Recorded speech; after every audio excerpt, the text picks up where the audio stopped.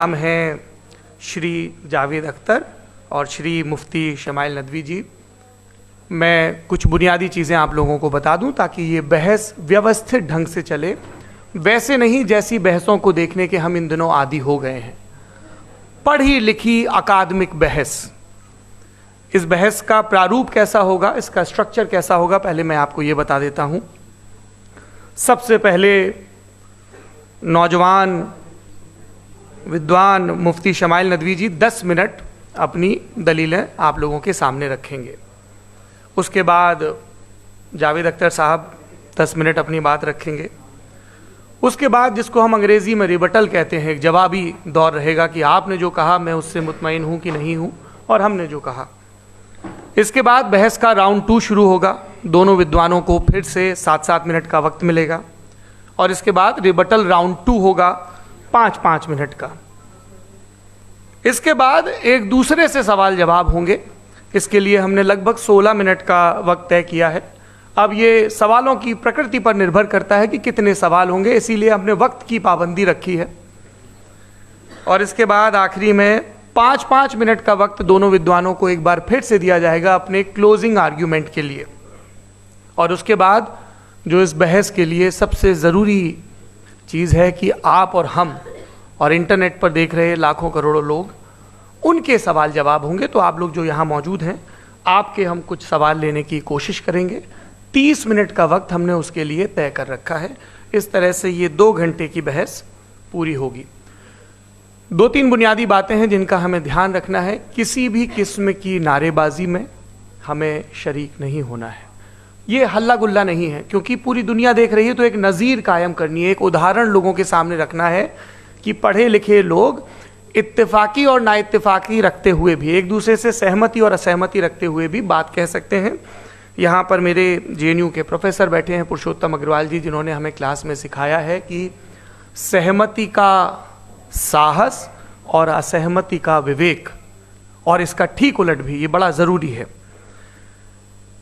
दूसरी बात, ये किसी एक धर्म के बारे में बहस नहीं है, ये बात सबको स्पष्ट होनी चाहिए।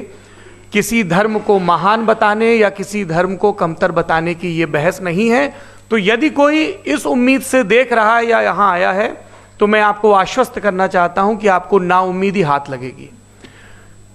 इस बहस में बहुत ज़्यादा धार्मिक प्रतीकों के इस्तेमाल को लेकर भी ये दोनों लोग जो अभी आपको गंभीर दिख रहे हैं, भले लोग हैं, कल शाम को चाय पर मिले थे, बहुत हंसी मजाक भी इनके बीच हुआ था और गलबैयाँ डालते हुए एक तस्वीर भी हुई थी।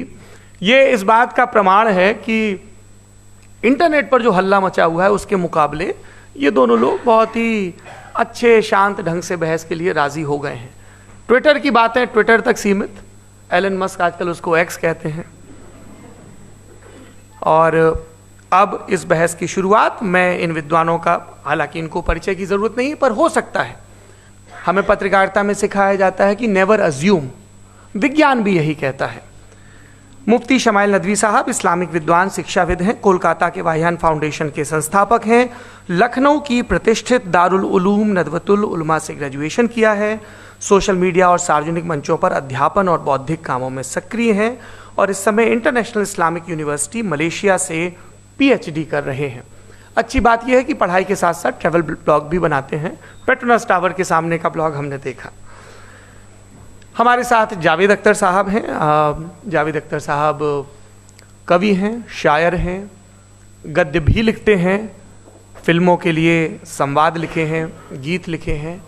इससे इतर ये वैज्ञानिक सोच को लेकर या अपने डिक्लेयर्ड एथिज्म को लेकर भी मुखर रहते हैं और अपने तहीं रैशनैलिटी की बात करते हैं।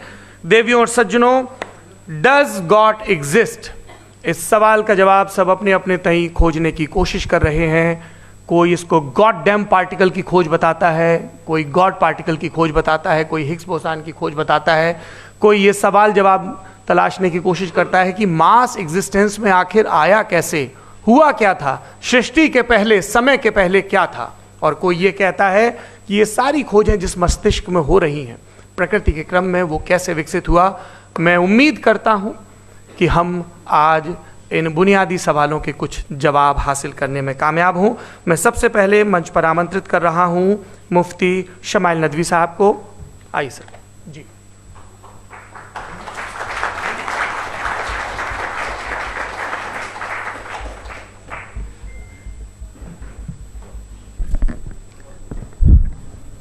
एक आखिरी गुजारिश, बोलना शुरू करें आप लोग प्लीज अपने फोन फ्लाइट मोड पे या साइलेंट मोड पे रखें। एक बार चेक कर लें, कई बार बेध्यानी हो जाती है।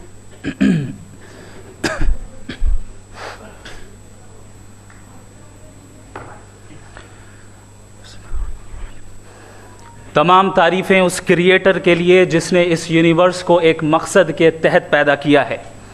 रिस्पेक्टेड जनाब जावेद अख्तर साहब, मिस्टर सौरभ द्विवेदी और respected audience, thank you all for being here today. आज की डिबेट में चूंकि हम बात करने वाले हैं डज गॉड एग्जिस्ट के टॉपिक पर, तो ये एक ऐसा टॉपिक है जिसके मुताल्लिक कोई भी डिसीजन लेने के लिए अलग अलग स्टैंडर्ड्स हो सकते हैं। लिहाजा डिबेट के शुरू में ये ज़रूरी है कि हम ये जान लें कि आज के इस टॉपिक में कौन सा स्टैंडर्ड सही होगा और कौन सा गलत होगा। सबसे पहला स्टैंडर्ड जिसे मैं समझता हूं कि हमारे रिस्पेक्टेड जनाब जावेद अख्तर साहब बड़ी तेज़ी के साथ उसकी तरफ लपकेंगे, वो है साइंस। जबकि साइंस दर हकीकत खुदा के एग्जिस्टेंस को डायरेक्टली साबित करने या उसके एग्जिस्टेंस को डिनाई करने के लिए स्टैंडर्ड नहीं बन सकती। और उसकी वजह क्या है, ये मैं नहीं कह रहा, ये वो लोग कह रहे हैं जो साइंस के एक्सपर्ट्स हैं। नेशनल एकेडमी ऑफ साइंस कहती है science doesn't have the processes to prove और disprove the existence of God. Why? क्योंकि साइंस का ताल्लुक एम्पेरिकल एविडेंस से है और एम्पेरिकल एविडेंसेस का ताल्लुक हमारे नेचुरल और फिजिकल वर्ल्ड से है, जबकि गॉड नॉन फिजिकल और सुपर नेचुरल रियलिटी है। लिहाजा नॉन फिजिकल रियलिटी को आप उस टूल के साथ नहीं चेक कर सकते जिसका काम फिजिकल रियलिटी को तलाश करना है। लिहाजा आज इस डिबेट में गॉड की एग्जिस्टेंस को साबित करने या उसे डिनाई करने में साइंटिफिक एविडेंस को एक्सेप्ट नहीं किया जाएगा। दूसरा स्टैंडर्ड हो सकता है रेविलेशन, कि रेविलेशन के जरिए हम यह साबित करें कि गॉड एग्जिस्ट करता है या नहीं। लेकिन यह स्टैंडर्ड भी आज इररेलेवेंट है। क्यों? क्योंकि रेविलेशन मेरे नज़दीक सोर्स ऑफ नॉलेज है, वैलिड सोर्स ऑफ नॉलेज है, लेकिन हमारे जावेद अख्तर साहब के नज़दीक ये वैलिड सोर्स ऑफ नॉलेज नहीं है। लिहाजा आज की डिबेट में मैं एक भी एविडेंस किसी भी मजहबी स्क्रिप्चर से नहीं दूंगा ताकि जावेद अख्तर साहब के लिए वो अनएक्सेप्टेबल ना हो। तीसरा जो मेयार हो सकता है वो है ऑब्जर्वेशन, कि भाई कोई कहे कि हमें खुदा दिखाओ, अगर है तो दिखाओ, या ये कि खुदा के एग्जिस्टेंस पर एम्पेरिकल एविडेंस दो, तो ये है दर हकीकत गलत टूल का इस्तेमाल करना। ये ऐसा ही है कि जावेद साहब मुझसे ये मुतालबा करें कि मुफ्ती साहब आप मेटल डिटेक्टर के जरिए प्लास्टिक डिटेक्ट करके दिखाएं। अब चूंकि प्लास्टिक डिटेक्ट नहीं हो पा रही है लिहाजा प्लास्टिक डज नॉट एग्जिस्ट।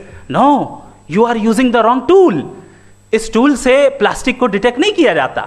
लिहाजा मैं समझता हूं कि गॉड के एग्जिस्टेंस पर एम्पेरिकल एविडेंस का मुतालबा करना एक बचकाना मुतालबा है और हमारे रिस्पेक्टेड जनाब जावेद अख्तर साहब इस स्टेज से अब बहुत आगे निकल चुके हैं। अब बचता है एक ही स्टैंडर्ड और वो स्टैंडर्ड है अक्ल, लॉजिक, रीजनिंग। और यही वो स्टैंडर्ड है जिसके तहत गॉड की एग्जिस्टेंस को साबित किया जाएगा या गॉड की एग्जिस्टेंस को डिनाई किया जाएगा। लेकिन चूंकि ये बहुत इंपॉर्टेंट और सेंसिटिव टॉपिक है, इसलिए लॉजिकल आर्ग्यूमेंट भी ऐसा होना चाहिए जो डेफिनेटिव हो, इनडेफिनेटिव ना हो, जो 2 और 2 4 की तरह बिल्कुल वाजे हो, जिसे लॉजिकली रिजेक्ट करना पॉसिबल नहीं हो। फॉर एग्जाम्पल हम कहें हमारे रिस्पेक्टेड मिस्टर सौरभ साहब, ये एक इंसान है और तमाम इंसान कॉन्शियस बीइंग है। लिहाजा नतीजा क्या निकला, हमारे सौरभ साहब भी कॉन्शियस बीइंग है। क्या ये इनडेफिनेट आर्ग्यूमेंट है या डेफिनेट आर्ग्यूमेंट है? ये डेफिनेट आर्ग्यूमेंट है। ये 2 और 2 की तरह वाजे है, इसमें किसी तरह जो है लॉजिकली इसको रिजेक्ट नहीं किया जा सकता। तो अगर आज हमारे जावेद अख्तर साहब ऐसी कोई अकली दलील और लॉजिकल एविडेंस दें खुदा के ना होने पर जो डेफिनेट भी हो, तो मैं ये ऐलान करता हूं कि यकीनन मैं उस एविडेंस को कबूल करूंगा और उस पर गौर करूंगा, लेकिन साथ में ये भी ऐलान कर देता हूं प्रेडिक्शन के तौर पर कि ऐसा कोई डेफिनेट आर्ग्यूमेंट कोई नहीं पेश कर सकता। दलील हम देंगे और डेफिनेटिव दलील देंगे, लॉजिकल दलील देंगे, ऐसी दलील देंगे जो एंटायर एथिस्टिक वर्ल्ड उसे रेफ्यूट नहीं कर सकती। चलें अब हम एक एग्जाम्पल सोचते हैं, एक सिनेरियो, सिंपल सिनेरियो, तमाम ऑडियंस से गुजारिश है, हम और आप एक आइसोलेटेड आइलैंड पर हैं, ऐसा आइलैंड जहां पे हमसे पहले कोई कभी नहीं गया। चलते चलते आपके सामने अचानक आपने देखा एक पिंक कलर की बॉल पड़ी हुई है। सबसे पहला सवाल आपके जहन में क्या आएगा कि ये बॉल यहां क्यों आई, कैसे आई, ये पिंक कलर की ही क्यों है, कोई और कलर भी हो सकता था, ये इसी शेप में क्यों है, कोई और शेप भी हो सकता था। नेचुरली आप इस तरफ पहुंचेंगे कि कोई ना कोई है जिसने इन स्पेसिफिक प्रॉपर्टीज के साथ इस बॉल को बनाया है और यहां पे रखा है। चूंकि आप जानते हैं कि ये जो बॉल है इसका एग्जिस्ट करना जरूरी नहीं है, ये एग्जिस्ट कर भी सकती थी, नहीं भी कर सकती थी, और एग्जिस्ट करना ही था तो किसी और फॉर्म में करती, किसी और कलर में करती। अब आप इस बॉल को एक्सपैंड करते चले जाएं, एक्सपैंड करते चले जाएं, एक्सपैंड करते चले जाएं, यहां तक कि ये बॉल यूनिवर्स के साइज की हो जाए। बताइए कि क्या साइज के बढ़ जाने से सवाल बदल जाएगा? हरगिज नहीं बदलेगा। अभी भी सवाल रहेगा, ये यूनिवर्स कहां से आया, इन स्पेसिफिक प्रॉपर्टीज के साथ कहां से आया, क्यों आया, किसने बनाया, यह सवाल उस वक्त भी वैलिड रहेगा। लेकिन यह सवाल अगर हम जनाब जावेद अख्तर साहब से करें तो चूंकि इनका वर्ल्ड व्यू एथिस्टिक है, और सिर्फ इनका नहीं, मतलब जितने भी एथिस्ट हैं और एथिस्टिक वर्ल्ड व्यू को रखने वाले से अगर आप ये सवाल करें कि ये यूनिवर्स कहां से आया, तो इनका जवाब या तो आर्ग्यूमेंट फ्रॉम इग्नोरेंस होगा या डॉगमेटिक होगा।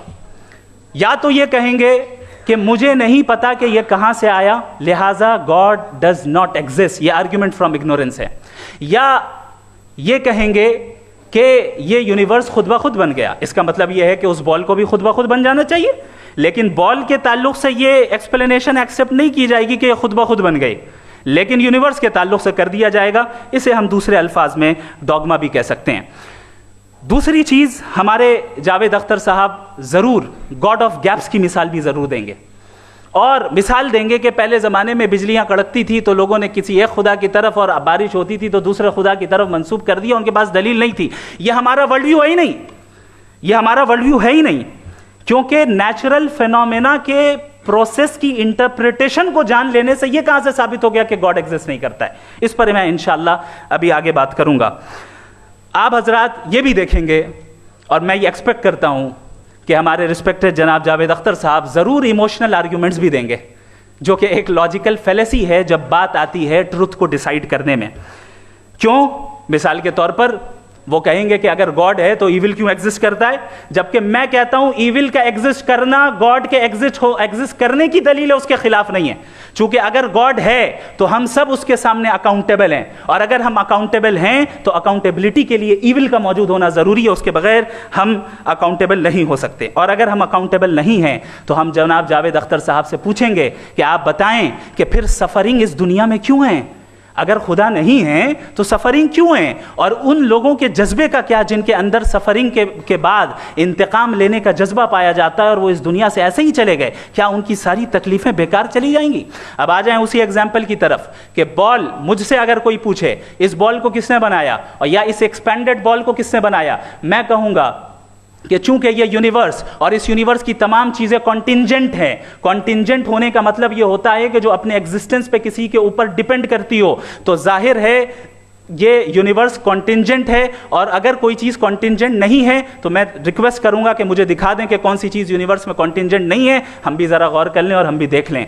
और जब कॉन्टिंजेंट चीज़ें मौजूद हैं तो फिलोसोफर्स की इस्तिलाह के मुताबिक, हम उस टर्मिनोलॉजी के मुताबिक हम उस जगह तक पहुंचते हैं और उस हस्ती तक पहुंचते हैं जिसे नेसेसरी बीइंग कहा जाता है, कि ये वो नेसेसरी बीइंग है जिसका मौजूद ना होना नामुमकिन हो। चूंकि अगर ये मौजूद ना हो तो सारी चीज़ें एग्जिस्टेंस में आएंगी ही नहीं, और ये सारी कॉन्टिंजेंट चीज़ें उसी के ऊपर डिपेंड करती हैं। अब अगर आप ये सवाल करते हैं कि फिर उस हस्ती को किसने बनाया, फिर उसका कॉज क्या है, फिर उसका कॉज क्या है, फिर उसका कॉज क्या है, और एंडलेसली चले जाएं, इसे हम कहते हैं इन्फिनिट रिग्रेस ऑफ कॉजेस, जो कि लॉजिकल फेलेसी है। कॉन्सेप्चुअली इन्फिनिटी पॉसिबल है। मिसाल के तौर पे न्यूमेरिकल्स 1 2 3 गिनते चले जाएं, इन्फिनिट नंबर्स हैं। मैं कॉन्सेप्चुअली बात नहीं कर रहा, प्रैक्टिकली रियलिटी में साबित करके दिखाएं कि infinite regress of causes possible है या नहीं। अगर पॉसिबल है तो हम मान लेंगे, मिसाल दे दें, और पॉसिबल नहीं है तो एक ही ऑप्शन बचता है जिसे हम कहते हैं नेसेसरी बीइंग। ऐसी नेसेसरी बीइंग जो इंडिपेंडेंट है, क्योंकि अगर वो डिपेंडेंट हुई तो वो नेसेसरी नहीं रहेगी।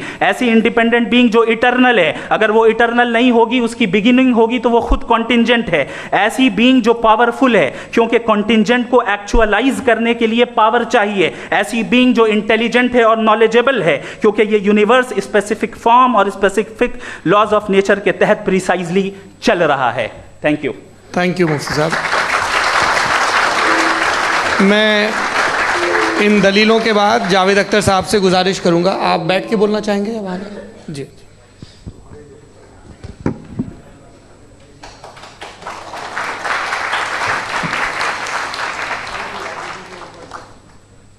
पहले तो मैं मुफ्ती साहब को एक अच्छी खबर देना चाहूँगा कि मेरी नॉलेज साइंस के बारे में बड़ी मामूली है, तो आप फिक्र ना करें उसकी, लेकिन कुछ कॉमन सेंस है मुझ में। देखिए, ये खुदा का तस्वुर कोई नया तस्वुर नहीं है, ये सदियों से रहा है। ये कुछ रिलीजन 3000 साल पुराने होंगे, 4000 साल पुराने होंगे, लेकिन इंसान कोई 10,000 12,000 साल से एग्जिस्ट करता है होमोसेपियन की शक्ल में, और हमेशा कुछ ना कुछ मज़हब रहे। ये मज़हब जाहिलों के नहीं थे, ये मज़हब एक ऐसी ग्रीक सोसाइटी के थे जहाँ बड़े बड़े फिलोसफर्स पैदा हो गए। ये मज़हब इजिप्शियंस के थे जिन्होंने पिरामिड्स बनाए थे। ये रोमन्स के थे कि जिनका आर्किटेक्चर और सेनेट यानी पहली बुनियाद डेमोक्रेसी की, लिमिटेड थी मगर डेमोक्रेसी थी, ये उन लोगों ने किए थे। तो इनका जो जुपिटर था, रा था, ज़्यूस था, उन्हें उस पर इतना ही एतमाद था जितना आज किसी मजहबी आदमी को अपने खुदा पे होगा। क्रिश्चियनिटी आने से पहले यूरोप में एक मज़हब था जर्मेनिक रिलीजन, उसका एक खुदा था, उसकी एक बीवी थी, उसके 2 बेटे थे, एक बेटी थी। फिर जर्मनी में जब यूरोप में क्रिश्चियनिटी आई तो वो खुदा, उसकी बीवी और पूरे ख़ानदान चला गया। तो हमने, अगर हम हिस्ट्री देखें तो खुदा जो है वो ज़्यादातर फ़ानी है, वो हमेशा रहे नहीं। और वो जो लोग इन्हें मानते थे उनको आप कहें वो तो जाहिल थे, उन्हें तो कुछ पता ही नहीं था, ऐसा नहीं है।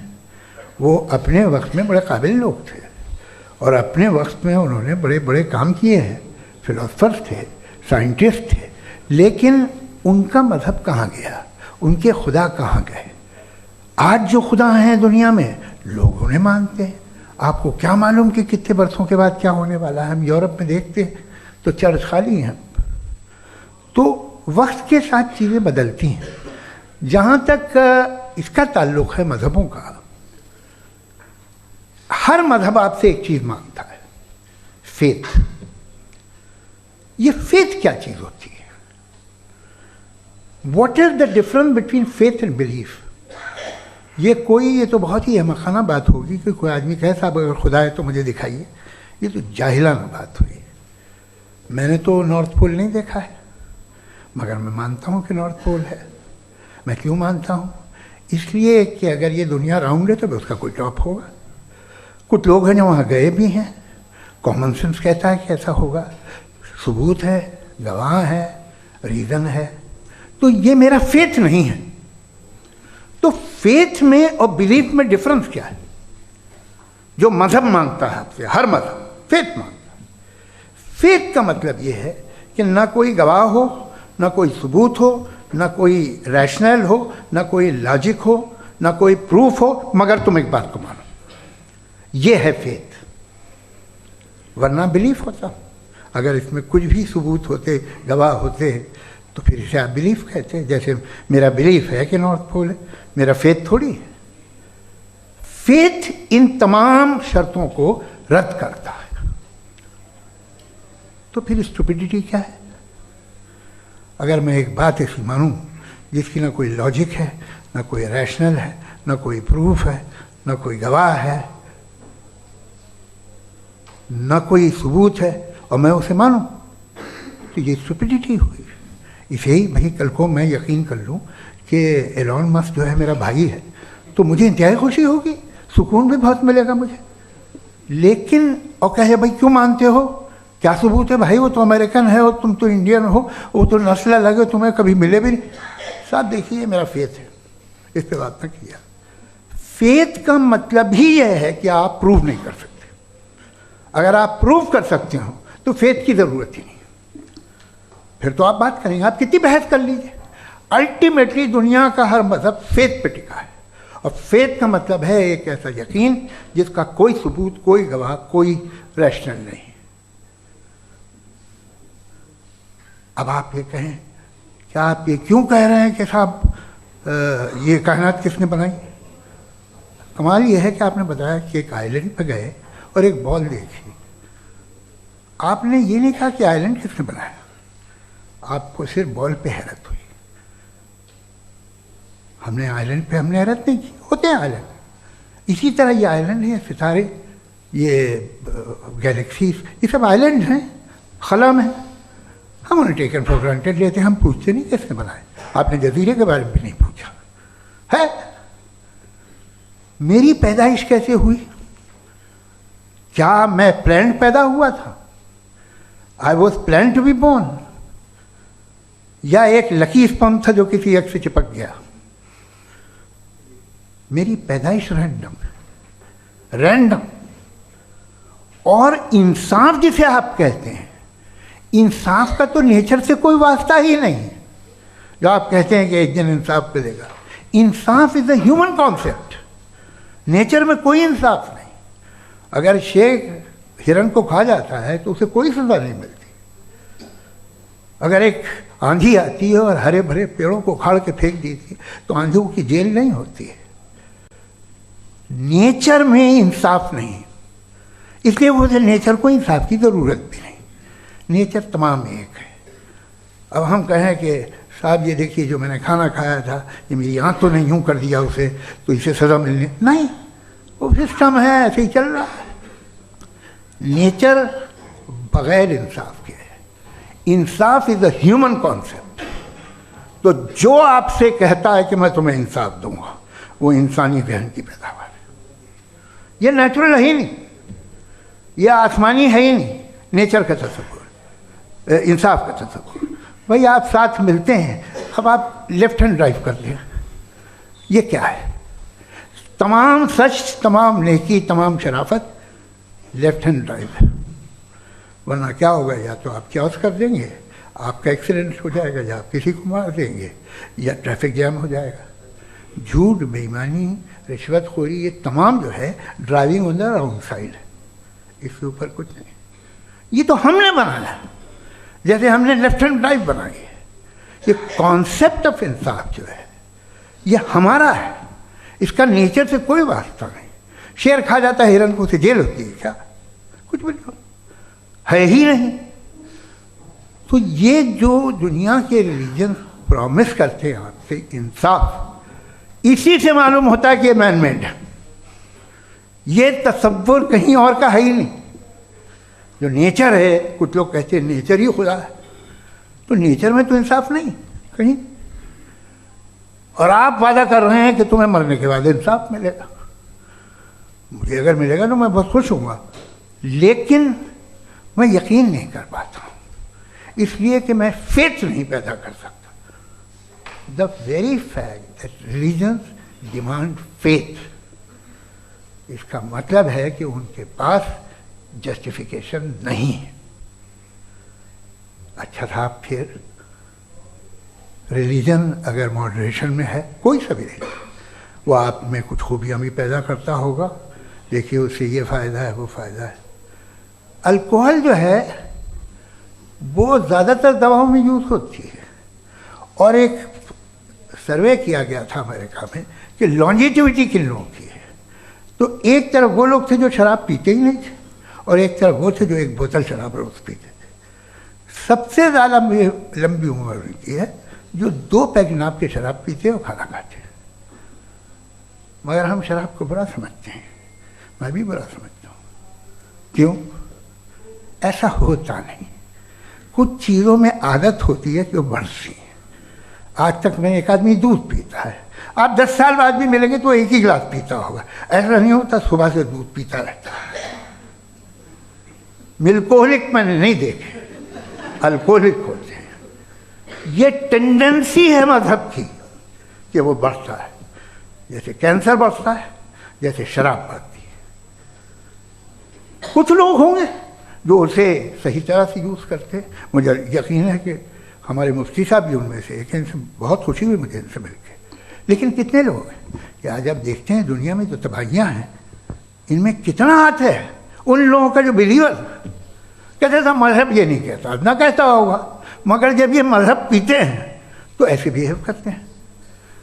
थोड़ा सा अगर हो तो शायद बहुत अच्छी बात, लेकिन शराब थोड़ी सी नहीं रहती, उसमें टेंडेंसी है। पहले थोड़ा सा अगर 2-3 कैंसर के सेल हो ना बॉडी में तो आदमी इससे में रहेगा, लेकिन वो 2-3 सेल नहीं रहते, वो मल्टीप्लाई होते हैं। जावेद साहब टाइम पूरा हो गया। टाइम हो गया तो बस बात खत्म हो गई। अच्छा, मुझे कुछ और कहने को था भी नहीं। जी, मैं पहले जवाबी दौर के लिए इनवाइट कर रहा हूँ मुफ्ती साहब को। Your rebuttal round 1, you have 7 minutes.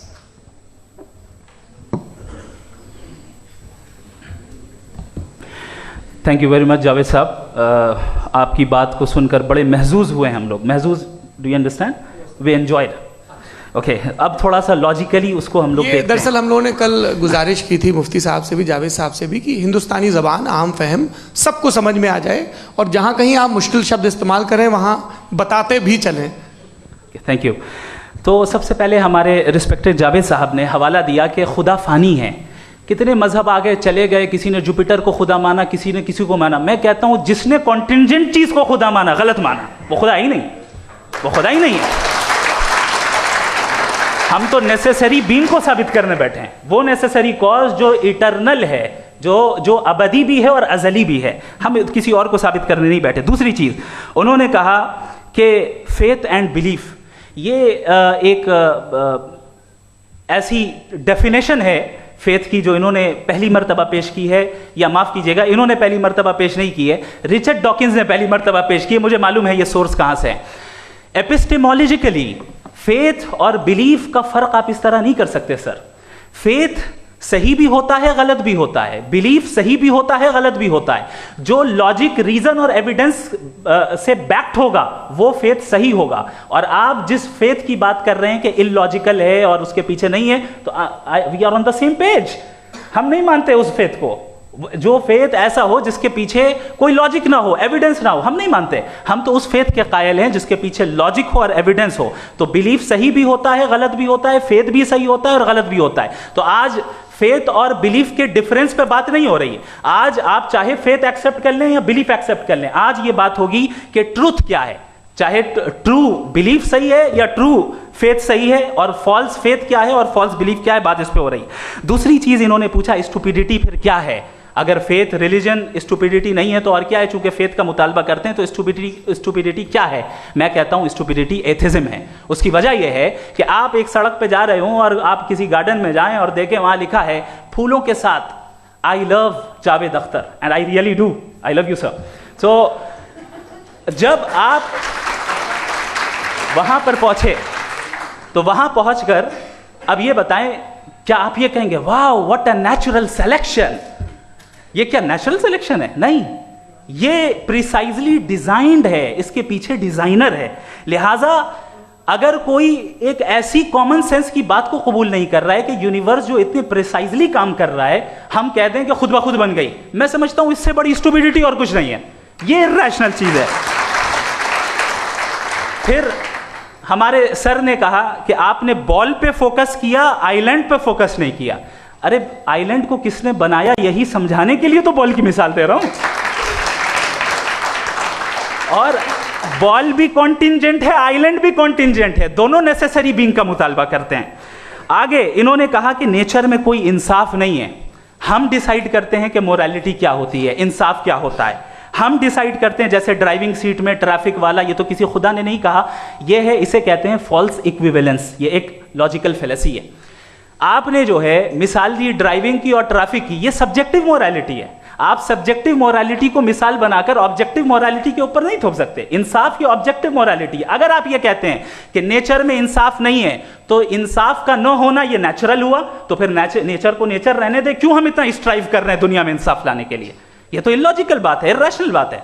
इसलिए बहुत सी चीजें ऐसी हैं जो ऑब्जेक्टिवली जो है इविल या गुड हैं, और बहुत सी चीजें ऐसी हैं जो सब्जेक्टिवली हैं। सब्जेक्टिवली जो मोरल होता है या इमोरल होता है, उसको हम सोशल कंसेंसस से या पर्सनल प्रेफरेंस से डिसाइड करते हैं। लेकिन जो ऑब्जेक्टिव मोरालिटी है, जिसमें इंसाफ आया, जो इन्होंने बार बार रिपीट किया, ये ऑब्जेक्टिव है, सब्जेक्टिव नहीं है। अगर आप कहते हैं ये सब्जेक्टिव है, तो मेरा सवाल आपसे ये है, क्या सोशल कंसेंसस के जरिए अगर जुल्म को सही करार दे दिया जाएगा तो आप जुल्म को जस्टिफाई करेंगे? दूसरी चीज, इन्होंने ये कहा कि 2 पैक शराब पी लें तो वो उतने पे नहीं रहता, बढ़ जाता है। यही मामला मजहब के साथ है। 2 पैक आप पी लें, बढ़ेगा। तो ये एक ऐसी मिसाल है, इसको कहीं भी फिट कर लें कि आप एथिज्म पे जब फिट करें, जब आप 2 पैक एथिज्म का लेंगे ना, तो वो बढ़ बढ़ के नॉर्थ कोरिया बनेगा। Thank you.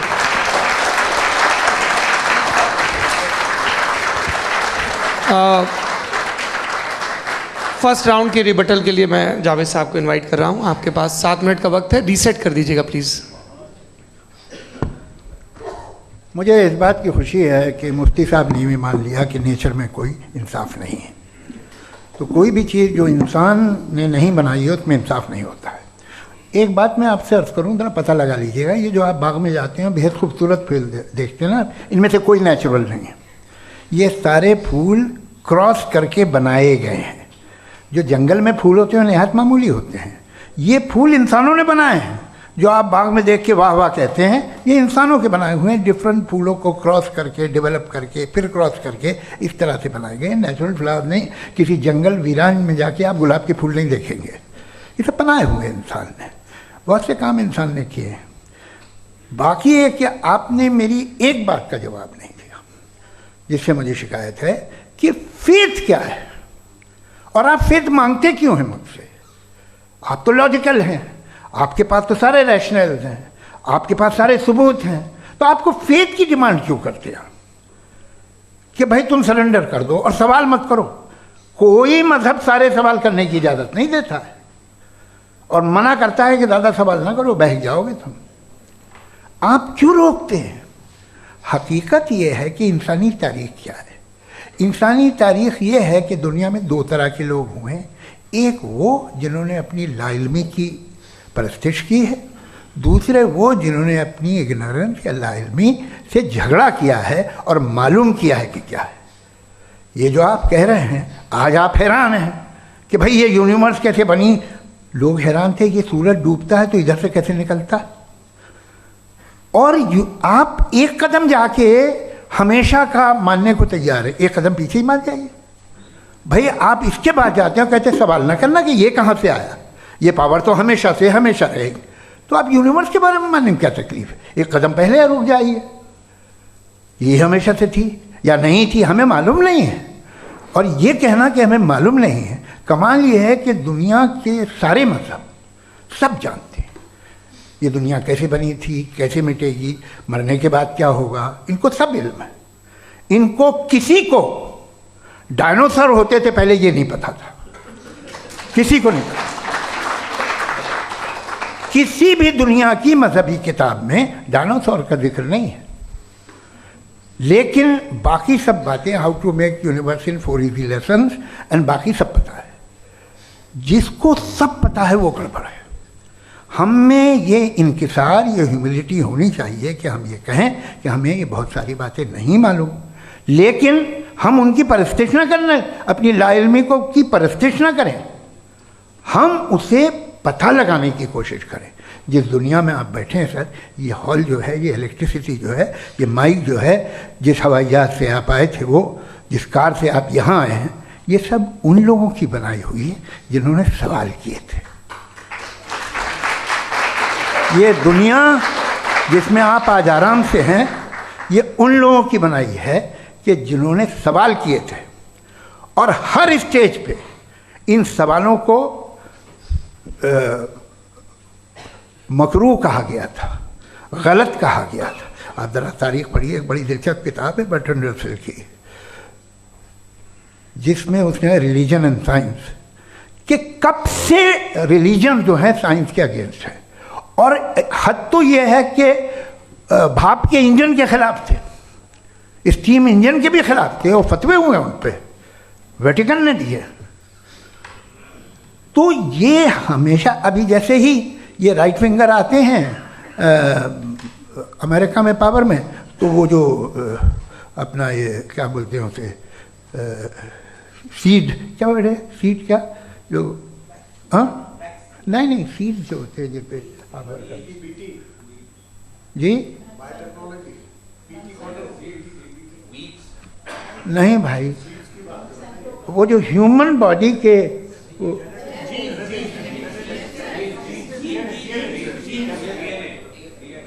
उस पर रिसर्च बंद हो जाती है, रिपब्लिकन नहीं करने देते। अरे भाई इतना डर क्या है तुम्हें? एक ज़माने में बहुत नाराज़ थे ये सारे मजहबी लोग कि ये इंसान तो इंसान बनाने की कोशिश कर रहा है। आपको क्या तकलीफ भाई, बना ले तो बना लेने दो, ये खौफ क्या है? और ये सब आज जो आप कह रहे हैं नामुमकिन है, ये कैसे हुआ? मुझे एक किस्सा याद आता है।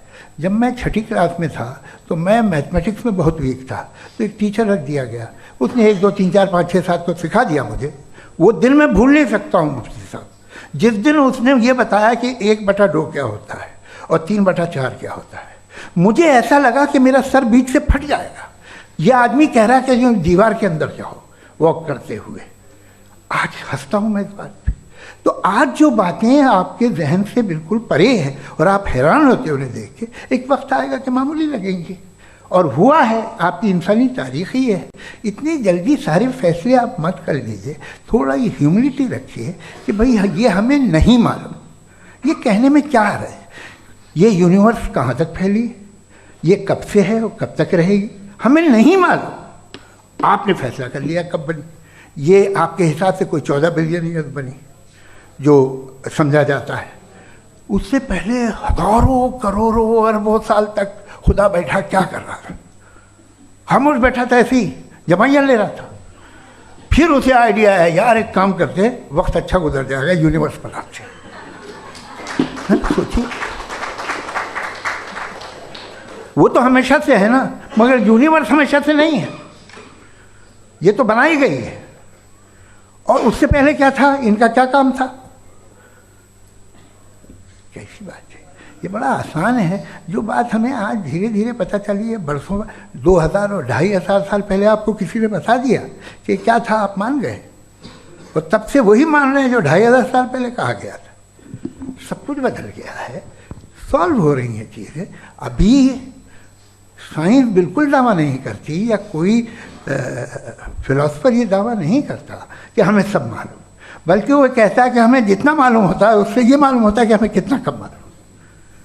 तो हम अपनी जहालत से लड़े, उसकी परस्तिश न करें। जी, टाइम है। Thank you so much. मैं तर्कों की श्रृंखला में राउंड 2 के लिए मुफ्ती साहब को आमंत्रित कर रहा हूँ। आपके पास एक बार फिर से 7 मिनट का वक्त है। शुक्रिया। जनाब जावेद अख्तर साहब कई मरतबा दोहरा रहे हैं कि फ़ेथ का मतलब बताइए, फ़ेथ का मतलब बताइए। मैंने बता दिया, फ़ेथ सही भी होता है, गलत भी होता है। और आज हम फ़ेथ पे बात नहीं कर रहे, हम ट्रुथ और डज गॉड एग्जिस्ट पे बात कर रहे हैं। क्या डज गॉड एग्जिस्ट, ये ट्रुथ यानी गॉड है या नहीं है, इसमें से दोनों ट्रुथ क्या है। अब आप उसे फेथ कह लें, बिलीफ कह लें, नॉट माई बिजनेस। उसके बाद आपने कहा कि भाई सवाल करने से मजहब रोकता है। मैं कहता हूं जो रोकता है वो रोकता होगा, मैं नहीं रोकता, बल्कि सवाल करें, सवाल करना चाहिए। सवाल कर करके तो हम आगे बढ़ते हैं, तरक्की करते हैं, और इसीलिए मैं आज यहाँ पे आया हूँ। लेकिन सवाल सिर्फ खुदा से नहीं होगा, आपसे भी होगा। सवाल एथिज्म से भी होगा, सवाल सिर्फ मजहब से नहीं होगा, सबसे होगा। और आज मैं सवाल करूंगा और उम्मीद है कि आप जवाब देंगे। अभी तक आपने वैसे कॉन्टिंजेंसी आर्गुमेंट का कोई जवाब नहीं दिया है। चलें, आपने कहा यूनिवर्स के बारे में इटर्नल क्यों नहीं बोल देते। ये चूंकि लॉजिकली पॉसिबल ही नहीं है कि यूनिवर्स इटर्नल हो। यूनिवर्स एक कॉन्टिंजेंट चीज है जो टाइम एंड स्पेस के पाबंद है, टाइम एंड स्पेस से बाउंड है। जो टाइम एंड स्पेस से बाउंड होगा वो कॉन्टिंजेंट होगा, जो कॉन्टिंजेंट होगा वो उसकी बिगिनिंग हुई होगी, जिसकी बिगिनिंग हुई होगी वो इटरनल नहीं हो सकता। ये तो कॉमन सी बात है। आपने कहा कि किसी मजहबी किताब में डायनासोर का जिक्र नहीं है। अफसोस कि आज तक किसी मैथमेटिक्स की किताब में मुझे डायनासोर का जिक्र नहीं मिला। तो इसका मतलब मैथमेटिक्स की किताब बेकार है? नहीं, उसका वो टॉपिक नहीं है। रेवलेशन का और मजहबी किताबों का टॉपिक ये नहीं है कि आपको आके बताए साइकिल कैसे बनाते हैं, या आकर ये बताएं कि जो है डायनासोर कब था। वो तो मोरालिटी सिखाने आया है, गॉड के बारे में बताने आया, नॉन फिजिकल रियलिटी की हकीकत को सिखाने के लिए आया। रिलीजियन साइंस को रोकता है? नहीं रोकता। अगर रोकता है तो गलत करता है। रिलीजियन साइंटिज्म को रोकता है, जिसमें हमारे जावेद साहब मुब्तला हैं। साइंस और साइंटिज्म में फर्क है। साइंटिज्म यह है कि आप समझें कि साइंस और साइंटिफिक मेथोडोलॉजी ये नॉलेज को हासिल करने का वाहिद सोर्स ऑफ नॉलेज है। यह है साइंटिज्म। हम इसे रिजेक्ट करते हैं। हम साइंस को तो तरक्की करते हैं, भाई आप हमारी पूरी तारीख कर लें, पढ़ लें तो आपको पता चल जाएगा। बहरहाल ये अलग टॉपिक है।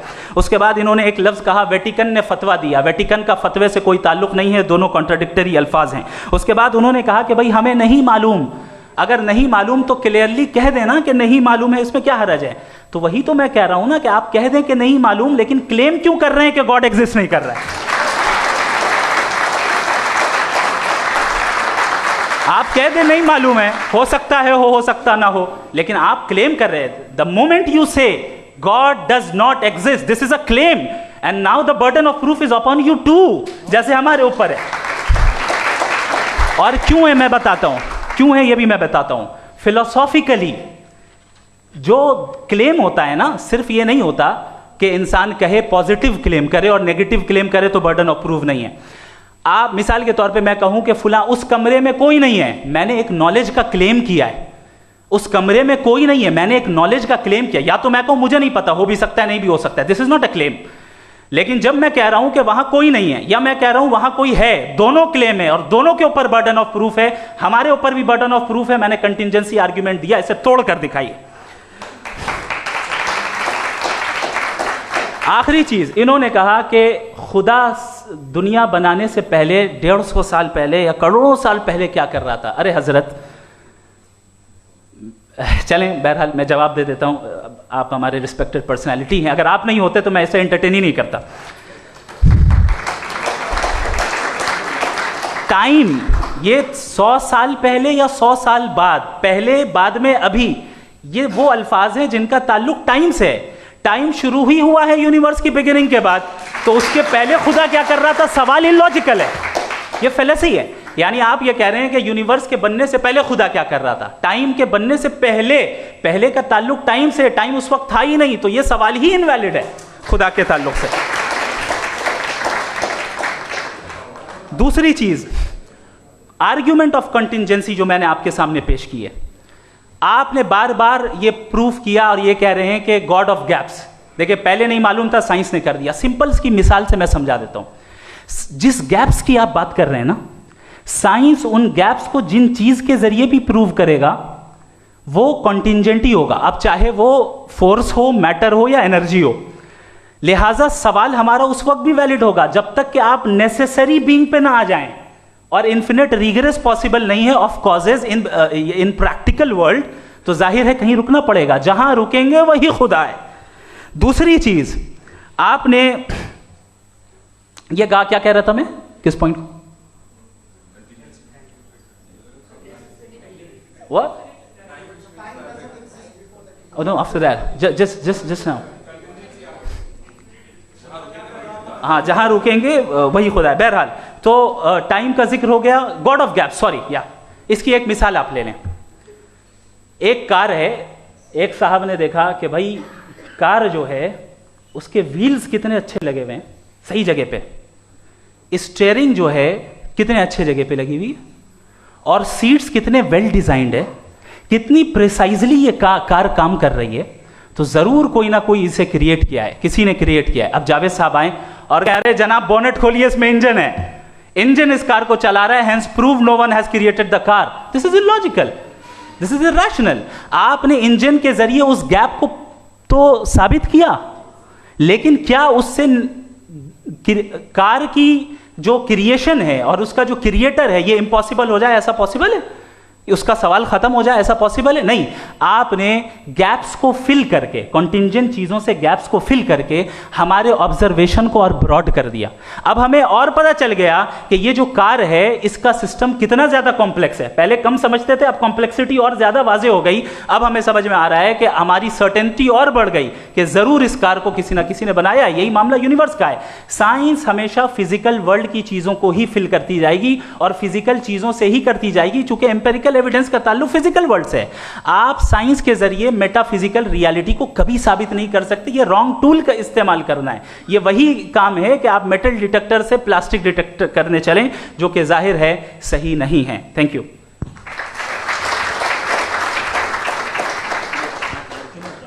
जी, ये आर्ग्यूमेंट का राउंड 2 है। हाँ। 7 मिनट है। पहले तो मैं आपसे अर्ज करूं कि आपने कहा कि जब कायनात ही नहीं थी तो वक्त भी नहीं था, कुछ भी नहीं था। कैसे नहीं था? खुदा था। एक एग्जिस्टेंस तो था ना खुदा का। तो जब खुदा था तो वक्त भी होगा। ऐसा नहीं है कि कुछ भी नहीं था, खुदा था। अच्छा, बाकी एक आपने कहा साहब आप साबित कीजिए, आपके पास भी लॉजिक है या मेरे पास भी लॉजिक है। आप मेरा जिम्मेदारी नहीं है साबित करना कि खुदा है। बर्टन रसल ने बड़ी अच्छी बात कही। बर्टन रसल ने बड़ी अच्छी बात कही। मैं आपसे अगर ये दावा करूं कि एक चाय की केतली मरीख के चारों तरफ घूम रही है, मार्स के चारों तरफ, तो ये आपका काम नहीं है कि आप साबित करें कि कोई चाय की केतली नहीं है। ये मेरा काम है, मैंने दावा किया है। ये दावा तो मजहबी लोग करते हैं कि खुदा है। मैं क्यों साबित करूं कि नहीं है? जब तक आप मुझे कन्विंस नहीं कर देंगे मैं नहीं मानूंगा। आपकी जिम्मेदारी है, मेरी जिम्मेदारी नहीं है। दोयम ये कि ये जो आप कह रहे हैं, जो गैप्स हैं, ये गैप जब जब किसी मजहब को चैलेंज करते हैं, जब ऐसा कोई बात आती है तो हंगामा हो जाता है कि जब वो चैलेंज करें किसी फेथ को।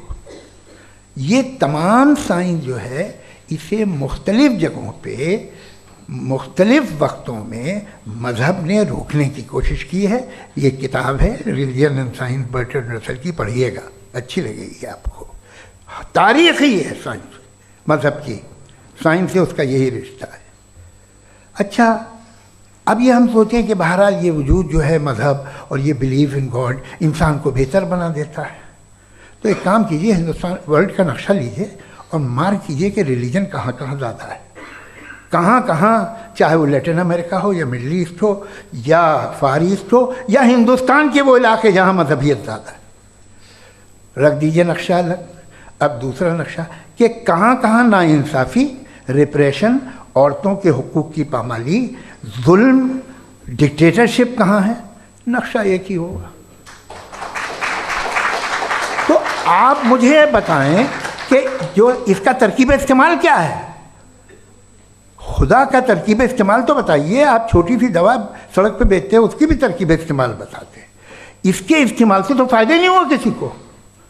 जो सारे के सारे ख़राब मुल्क हैं, ख़राब समाज है, वो सारे जुल्म खुदा के नाम पे करते हैं।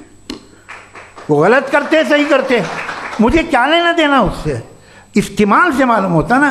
एक विस्की की बोतल कभी शायद देखी हो आपने, लाल रंग की होती है, उस पर रोशनी और छपड़ा इंतहाई खूबसूरत लगती है, क्या बिगाड़ रही है किसी का। उसका इस्तेमाल गलत है, इसलिए आप उसे नापसंद करते हैं। इसका इस्तेमाल गलत है, इस तसव्वुर का इस्तेमाल ही गलत है और हमेशा से गलत हुआ है। आप देख लीजिए, इंसानी तारीख देख लीजिए, आज देख लीजिए, हिंदुस्तान देखिए, दुनिया देख लीजिए क्या हो रहा है। इसे कैसे इस्तेमाल कर रहे हैं फेथ वाले लोग। क्या फेयर हैं, जस्ट हैं, जो अपने खुदाओं पे यकीन रखते हैं। वो किस तरह के लोग हैं? वो लोगों को इंसाफ देते हैं, वो बेहतर इंसान बने। तो इस दवा का फ़ायदा क्या है? चलो बहुत फ़ायदा हो रहा तो मैं इस्तेमाल कर लूँगा। मुझे तो इस दवा का कोई फ़ायदा दिखता ही नहीं। मुझे तो ऐसा लगता, मैं एक और बात बताऊं, अगर कोई आदमी मजहबी है और अच्छा आदमी है तो मैं उसकी बहुत इज्जत करता हूँ, इसलिए कि मेरा ख्याल है मजहबी आदमी का अच्छा होना मुझसे अच्छा होने से ज़्यादा मुश्किल है।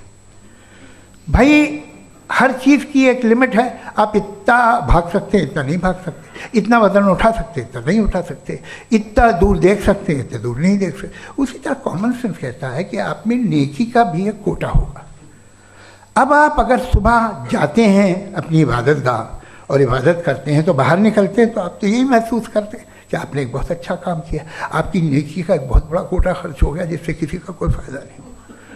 मैं तो नहीं जाता हूँ तो मुझे तो किसी को खाना खिलाना पड़ेगा, किसी बेवा की मदद करनी पड़ेगी। मैं अपना कोटा कैसे कंज्यूम करूँ? आप अपना कोटा सारे मजहबी लोग इंतहाई यूजलेस कामों में यूज़ करते हैं। उसके बाद भी अगर आप में बच्ची है थोड़ी सी शराफत तो भाई वाह क्या बात है।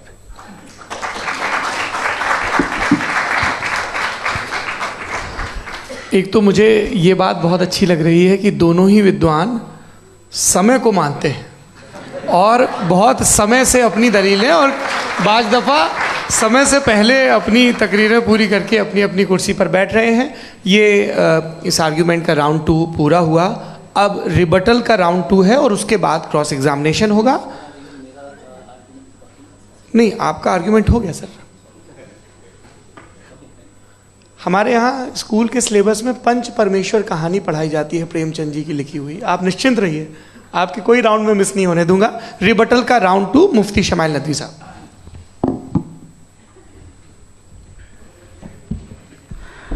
असल में जो हकीकी प्रॉब्लम है, असल प्रॉब्लम है वो ये है कि जावेद साहब के पास कॉन्सेप्ट ऑफ गॉड क्लियर नहीं है।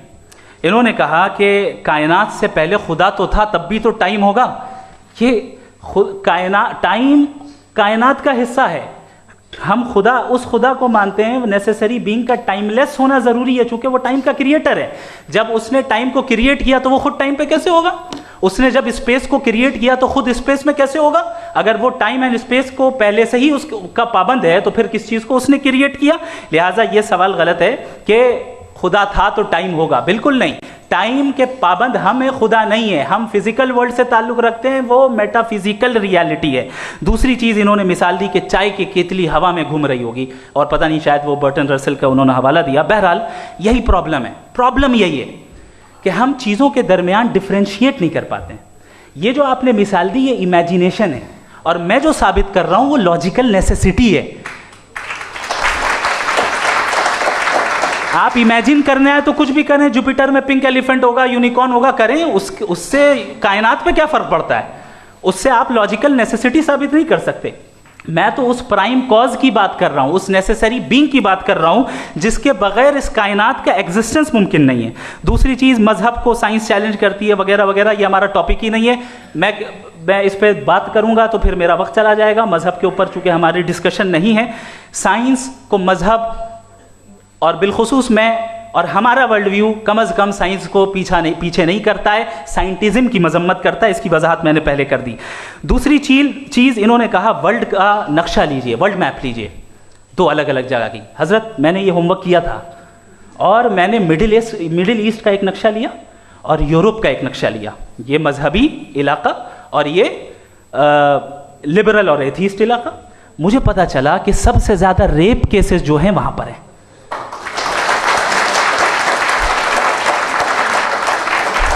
मुझे ये पता चला यूएन की रिपोर्ट के मुताबिक, मैं ये अपने घर से नहीं लेके आ रहा, कि जो वर्किंग वुमेन है यूरोपियन कंट्रीज में उसमें 81% वुमेन सेक्सुअल हैरेसमेंट का वर्क में शुमार हो रही है। ये मिडिल ईस्ट में नहीं हो रहा है, वो मजहबी लोग हैं इसलिए नहीं हो रहा है। दूसरी चीज़, आपने ये कहा कि मजहबी आदमी का अच्छा होना हमारे अच्छे होने से बहुत मुश्किल है, बहुत मुश्किल है। तो इसका मतलब यह है कि गॉड के अलावा आपके पास अच्छे और बुरे का कोई स्टैंडर्ड है। मैं चाहूंगा कि कन्वर्सेशनल स्टाइल वाली डिस्कशन और सेगमेंट पे इसी पे बात कर लेते हैं। Thank you very much.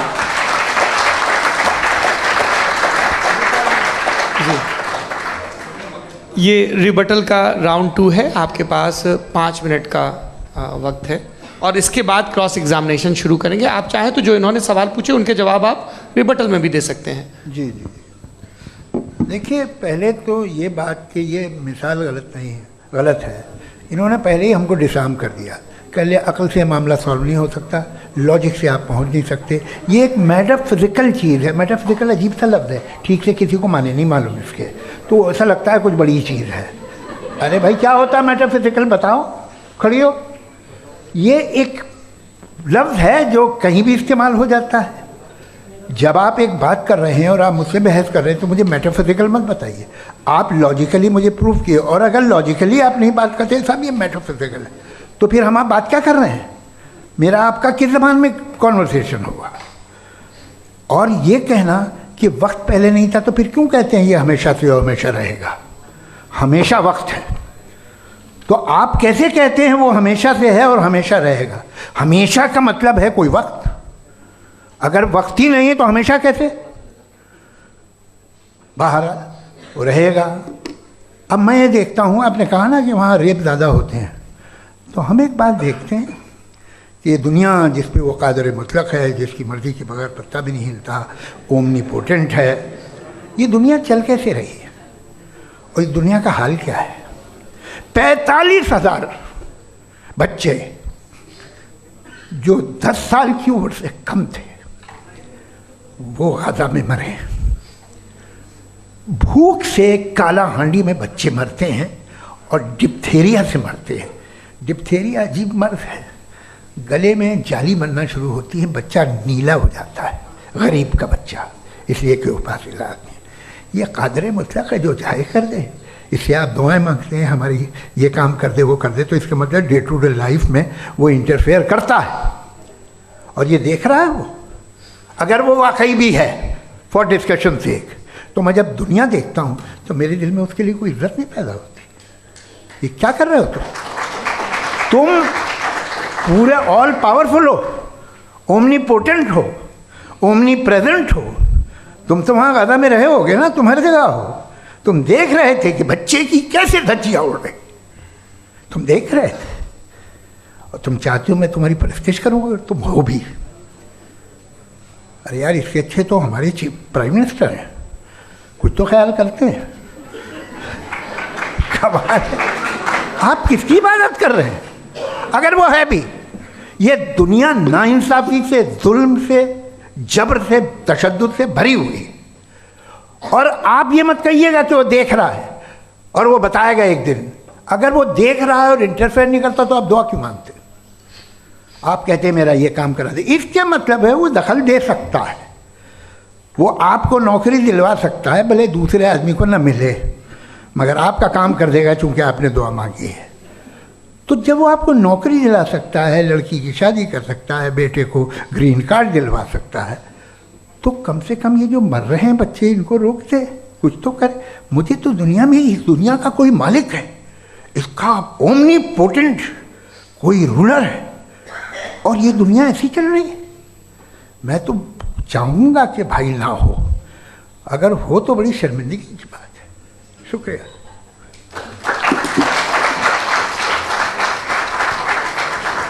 देवियों और सज्जनों, इस बहस के 2 राउंड और 2 रिबटल पूरे हो चुके हैं।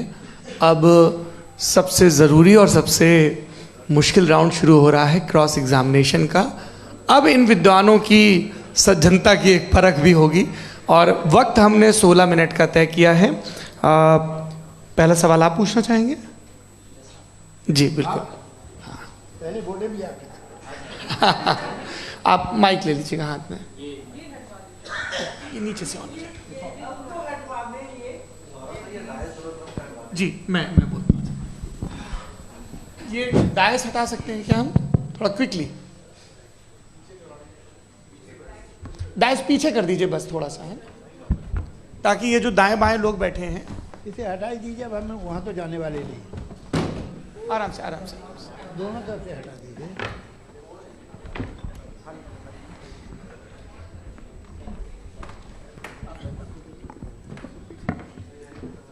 इस बीच आप लोग भी अपने अपने सवाल तैयार कर लें।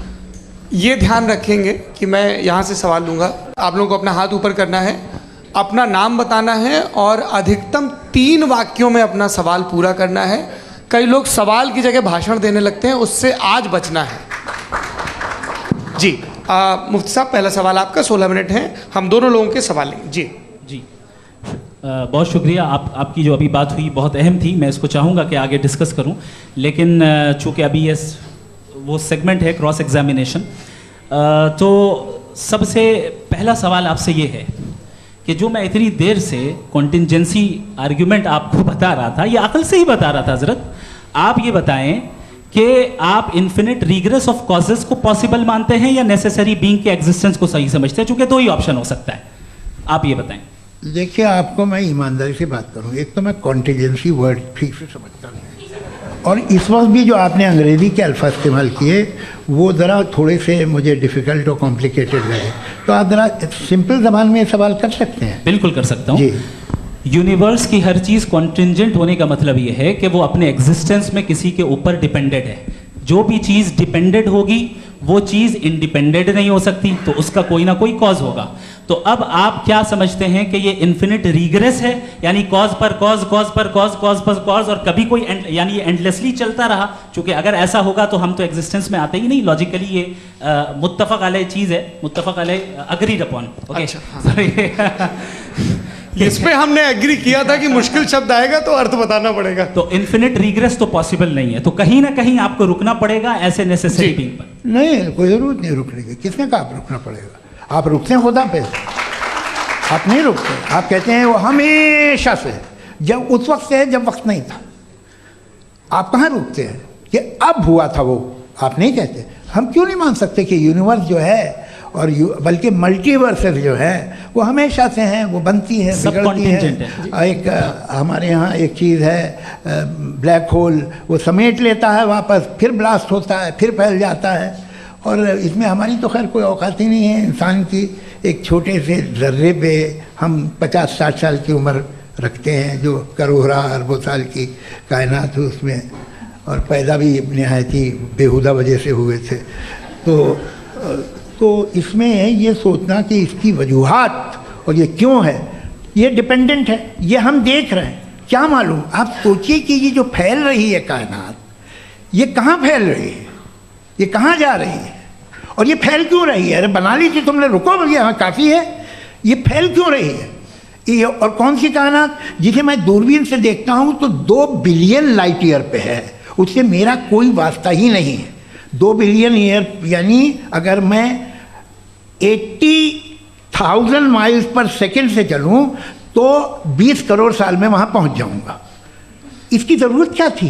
ये दुनिया, ये कायनात तो इंसान अशरफुल मखलूक़ात के लिए बनाई गई ना। तो ये सब ये टर्म समझ में नहीं आया, इसमें कोई ख़ास समझने वाली बात थी भी नहीं। ये जो अल्टीमेट कहा यह जाता है कि ये जो पूरी यूनिवर्स है, ये जो दुनिया है, ये इंसान के लिए बनाई गई। अच्छा, ये सब इंसान के लिए। क्यों साहब, सही है ना? बिल्कुल, लेकिन इसका ये मतलब नहीं कि किसी चीज के पीछे रीजन आपको नहीं पता तो रीजन नहीं है, इसे कहते हैं नहीं, मुझे नहीं पता, लेकिन मेरी जिम्मेदारी नहीं है। वो बिल्कुल सही कहा था उसने, बर्टन रसल ने। आपने उसे मजाक में टाल दिया कि भाई आप एक दावा कर रहे हैं, मैं क्यों कहूँ कि ये गलत है दावा? आप प्रूफ कीजिए, मेरे पे जिम्मेदारी ही नहीं है, मैंने थोड़ी कहा है।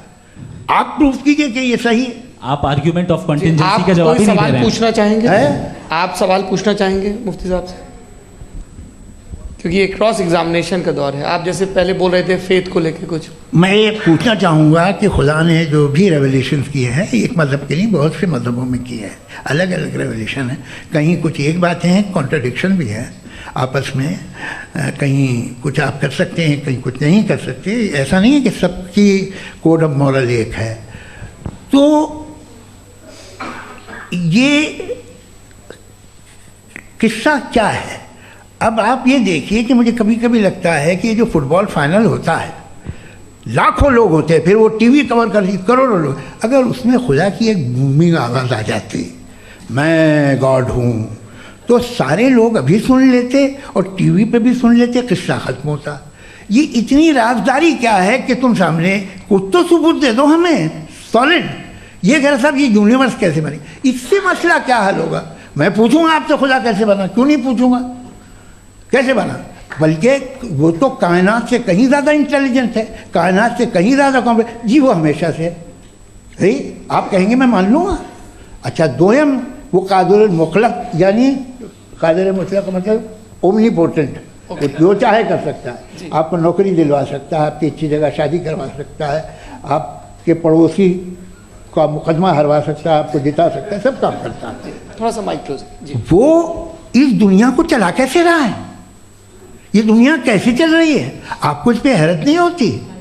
या क़यामत के बाद कभी एक जस्टिस होगा, जब ये बच्चा मर चुका होगा जिसकी धज्जियाँ उड़ गई बम से, इसको इंसाफ मिलेगा तब। अच्छा, अब जवाब दूं? हाँ जी, मैं वही इसीलिए आप की तरफ। सबसे पहले आपने रेवलेशन और स्क्रिप्चर्स की बात की, इस पे मैं बात कर सकता हूं लेकिन आज नहीं करूंगा चूंकि वक्त कम है, कभी और इस पे डिस्कस करेंगे। मैं तैयार हूं उस पे भी बात करने के लिए। ये अभी से राउंड 2 की भूमिका तय हो रही है। Does God exist round 2? जी, चूंकि आज गॉड के एग्जिस्टेंस पे बात है तो मैं उसी के रिलेटेड जो है आपके सवालात को एंटरटेन भी करूंगा और मैं भी पूछूंगा। आपने कहा कि आपने साबित ही नहीं किया, जबकि आर्ग्यूमेंट ऑफ कॉन्टिजेंसी बुनियादी आर्ग्यूमेंट है। आप मुझे कॉन्टिजेंसी का मतलब बताइए, आपका मतलब क्या कॉन्टिजेंसी? कॉन्टिजेंसी का मतलब ये हुआ कि हर वो वजूद जो किसी भी चीज़ का पाबंद है, हर वो वजूद या हर वो चीज़ जो अपने एग्जिस्टेंस में किसी भी चीज़ के पाबंद है और उससे बाउंड है, उसको उसकी ज़रूरत है, उस पर डिपेंड करती है, तो जाहिर सी बात है कि उसका कोई ना कोई कॉज होता है। ये तो अक्ल की बात है। ये आप रीजनिंग की बात करते हैं, मैं वही कर रहा हूं। दूसरी चीज आपने ये बात कही कि इतने बिलियन लाइट ईयर्स दूर है, उसका मेरा क्या लेना देना। फिर मेरे ख्याल से आपको ये नहीं कहना चाहिए I think therefore I am an atheist. आपको सोचना चाहिए, सिर्फ आप एक लिमिटेड दायरे में रहकर नहीं सोचें बल्कि बाहर निकलकर सोचें। आपने तीसरा सवाल किया, आपने 2-3 सवाल एक साथ। ऐसी बातें ना कीजिए, कुत्तों को इतराज हो जाएगा आप पे कि आप कुछ भी सोचिए। ये इजाज़त आपको है नहीं, मुझे है।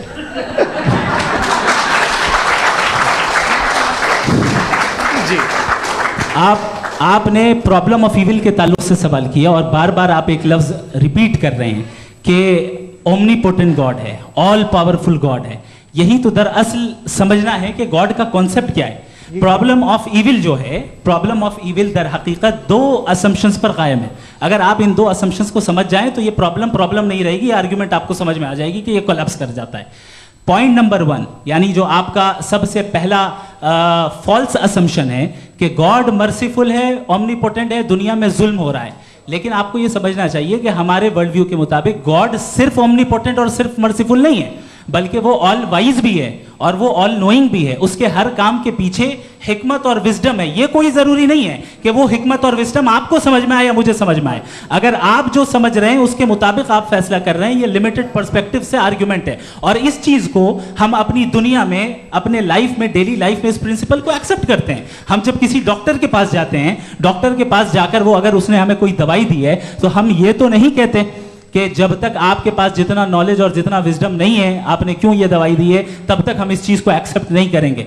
नहीं कहते, हम उसकी अथॉरिटी को तस्लीम करते हैं। क्यों? क्योंकि उसकी हम जानते हैं कि वो नॉलेजेबल है, वो विजडम वाला है, हमसे ज्यादा नॉलेज और हमसे ज्यादा विजडम है। बताएं सर। नहीं, डॉक्टर में और खुदा में बड़ा डिफरेंस है। डॉक्टर पढ़ा लिखा होता है, एक तो मैं उसकी बात सुनूंगा।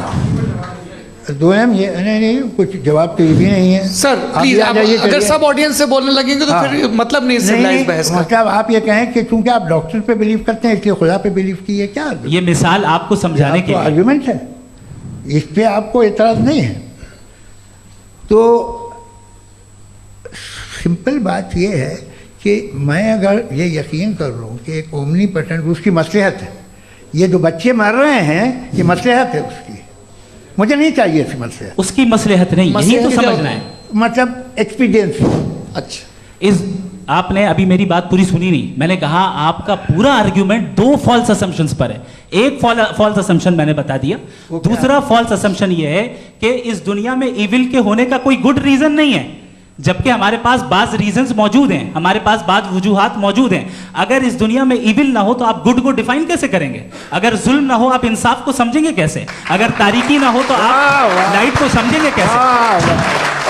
बहुत अच्छे। अभी और सुन लें, अभी और बाकी है। ये तो बात बहुत पसंद आई साहब मुझे कि जब तक रेप ना हो तब तक औरतों की इज्जत का ख्याल आपने मेरा जवाब पूरा सुना ही नहीं। जब तक के बच्चों का कत्ल ना किया जाए तब तक आपको बच्चों की मासूमियत की इज्जत। आपने पूरा जवाब सुना ही नहीं। क्या बात है, क्या आपने नुक्ता निकाला? आपने पूरा जवाब सुना ही नहीं। आप सुन लें, मेरी बात सुन लें। ये मैंने आपको एक चीज बताई। दूसरी चीज, इस दुनिया में हम आए हैं टेस्ट के लिए, हमारा टेस्ट हो रहा है और हर इंसान का अलग अलग अंदाज में टेस्ट होता है।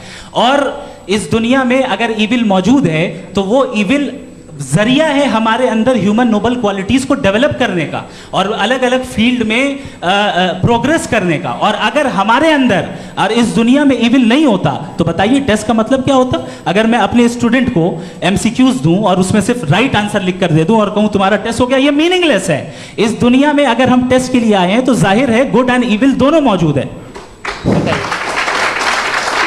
तो अगर गुड एंड इविल दोनों मौजूद है तो ये इविल भी खुदा का बनाया हुआ है?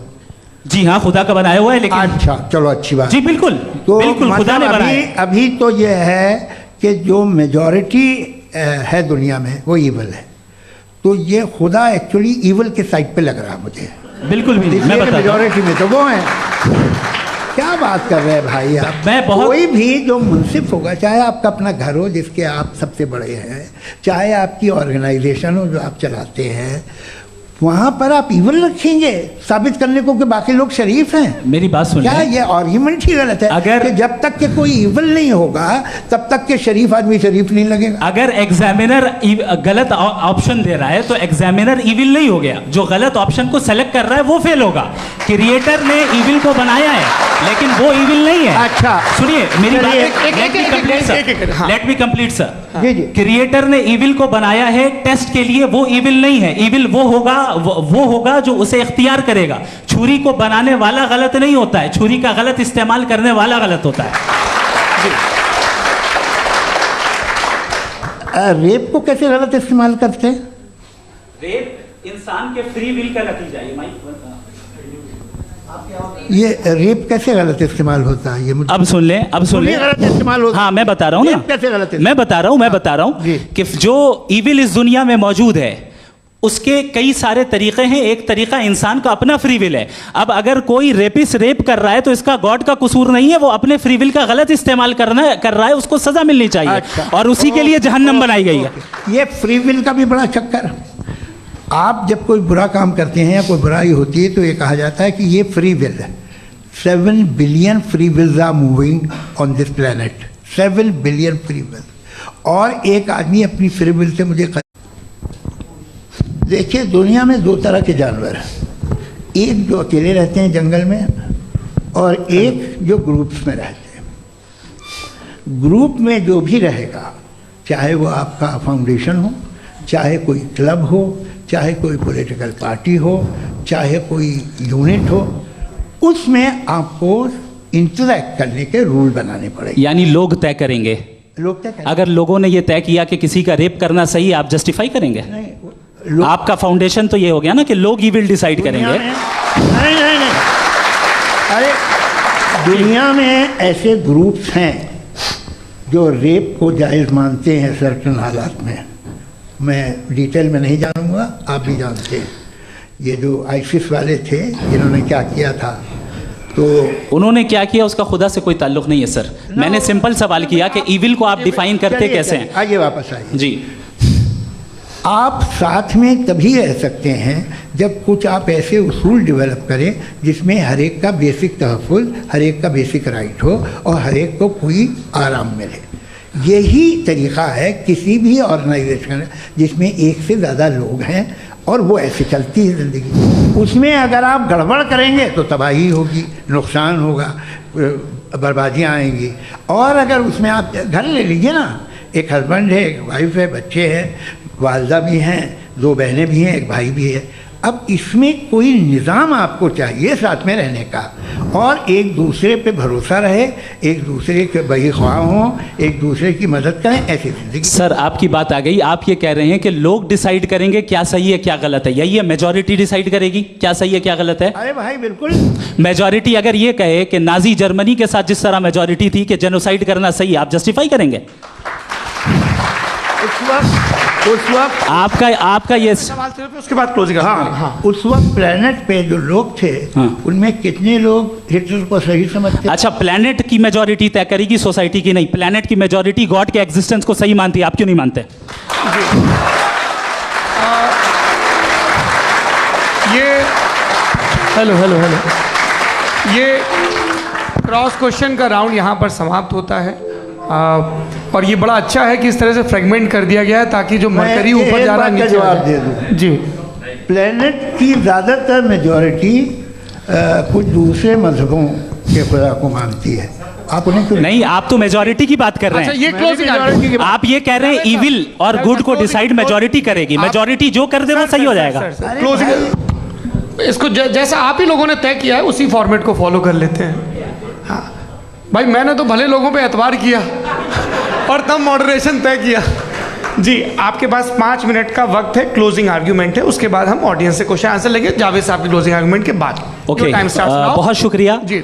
हमारा जो टॉपिक है डज गॉड एग्जिस्ट, मैं इस पे इतने एकेडमिक तैयारी करके आया था, मुझे था कि मैंने सोचा था कि कई सारे मैं आर्ग्यूमेंट्स दूंगा, लेकिन वक्त की भी किल्लत और जावेद साहब बार बार इधर उधर चले जा रहे थे तो उसको भी थोड़ा एंटरटेन करना पड़ गया।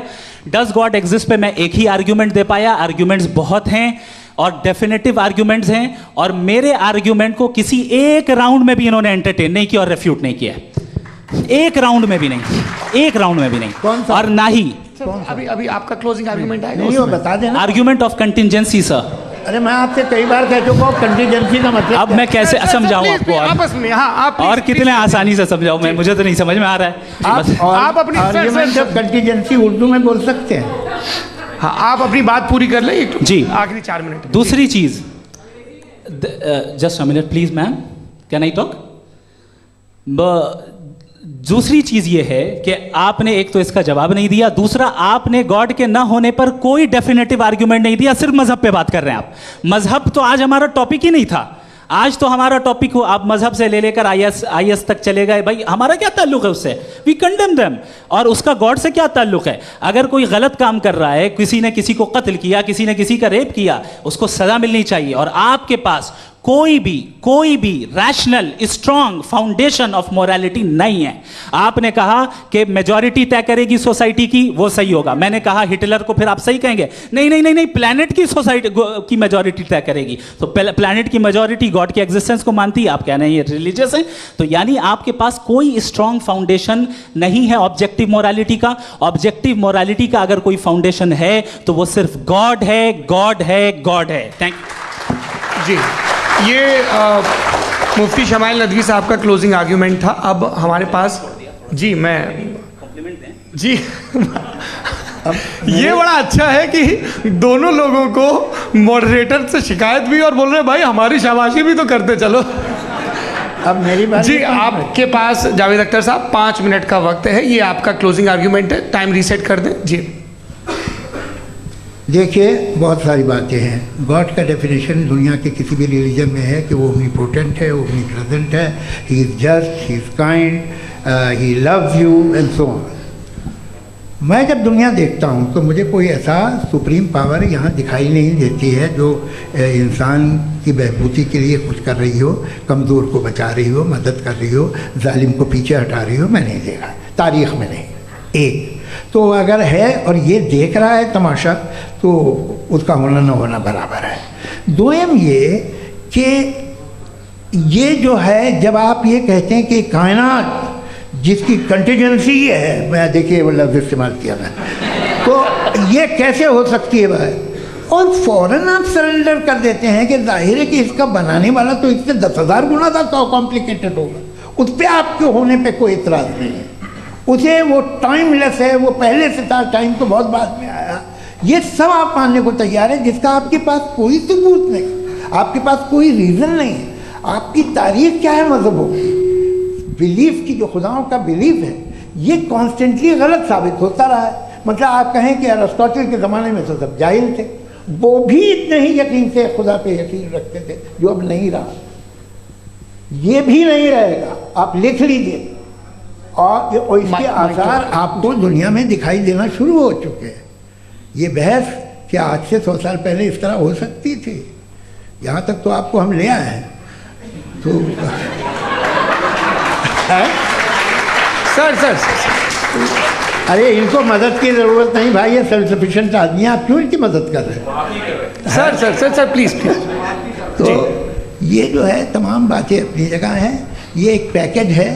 आप अकेले, कोई आदमी ऐसा नहीं जो सिर्फ गॉड को मानता हो, उसके साथ बहुत पैराफर्नेलिया आता है, अलग अलग पैराफर्नेलिया आते हैं। They have always created chaos in the society. मैं तो आपको सीधा ऑफर देता हूँ कि दुनिया में 10 इम्पॉर्टेंट बिलीव्स है। आप एक मानते हैं, 9 नहीं मानते, 9 में आप एथियस्ट हैं, 9 को आप बिल्कुल रीजनेबली मेरी तरह देखते हैं।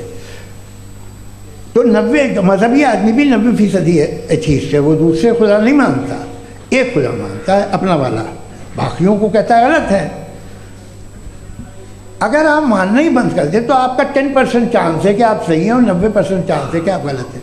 मेरा मशवरा है आप मानना छोड़ दिए तो 50% चांस होगा कि आप सही हैं और 50% चांस होगा, 40% आप गेन करेंगे बाय बिकमिंग एन एथियस्ट।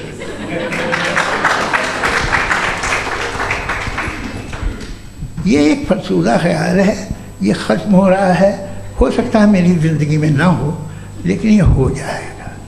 जो बातें ये इनको आप मेटाफिज़िकल ये वो ऐसे रिस्पेक्टेबल टर्म दे दिए, ये तो उन लोग के हैं जिन्हें ना फिज़िक्स मालूम थी ना मेटा मालूम था, ये उन्होंने आपको दिए हैं।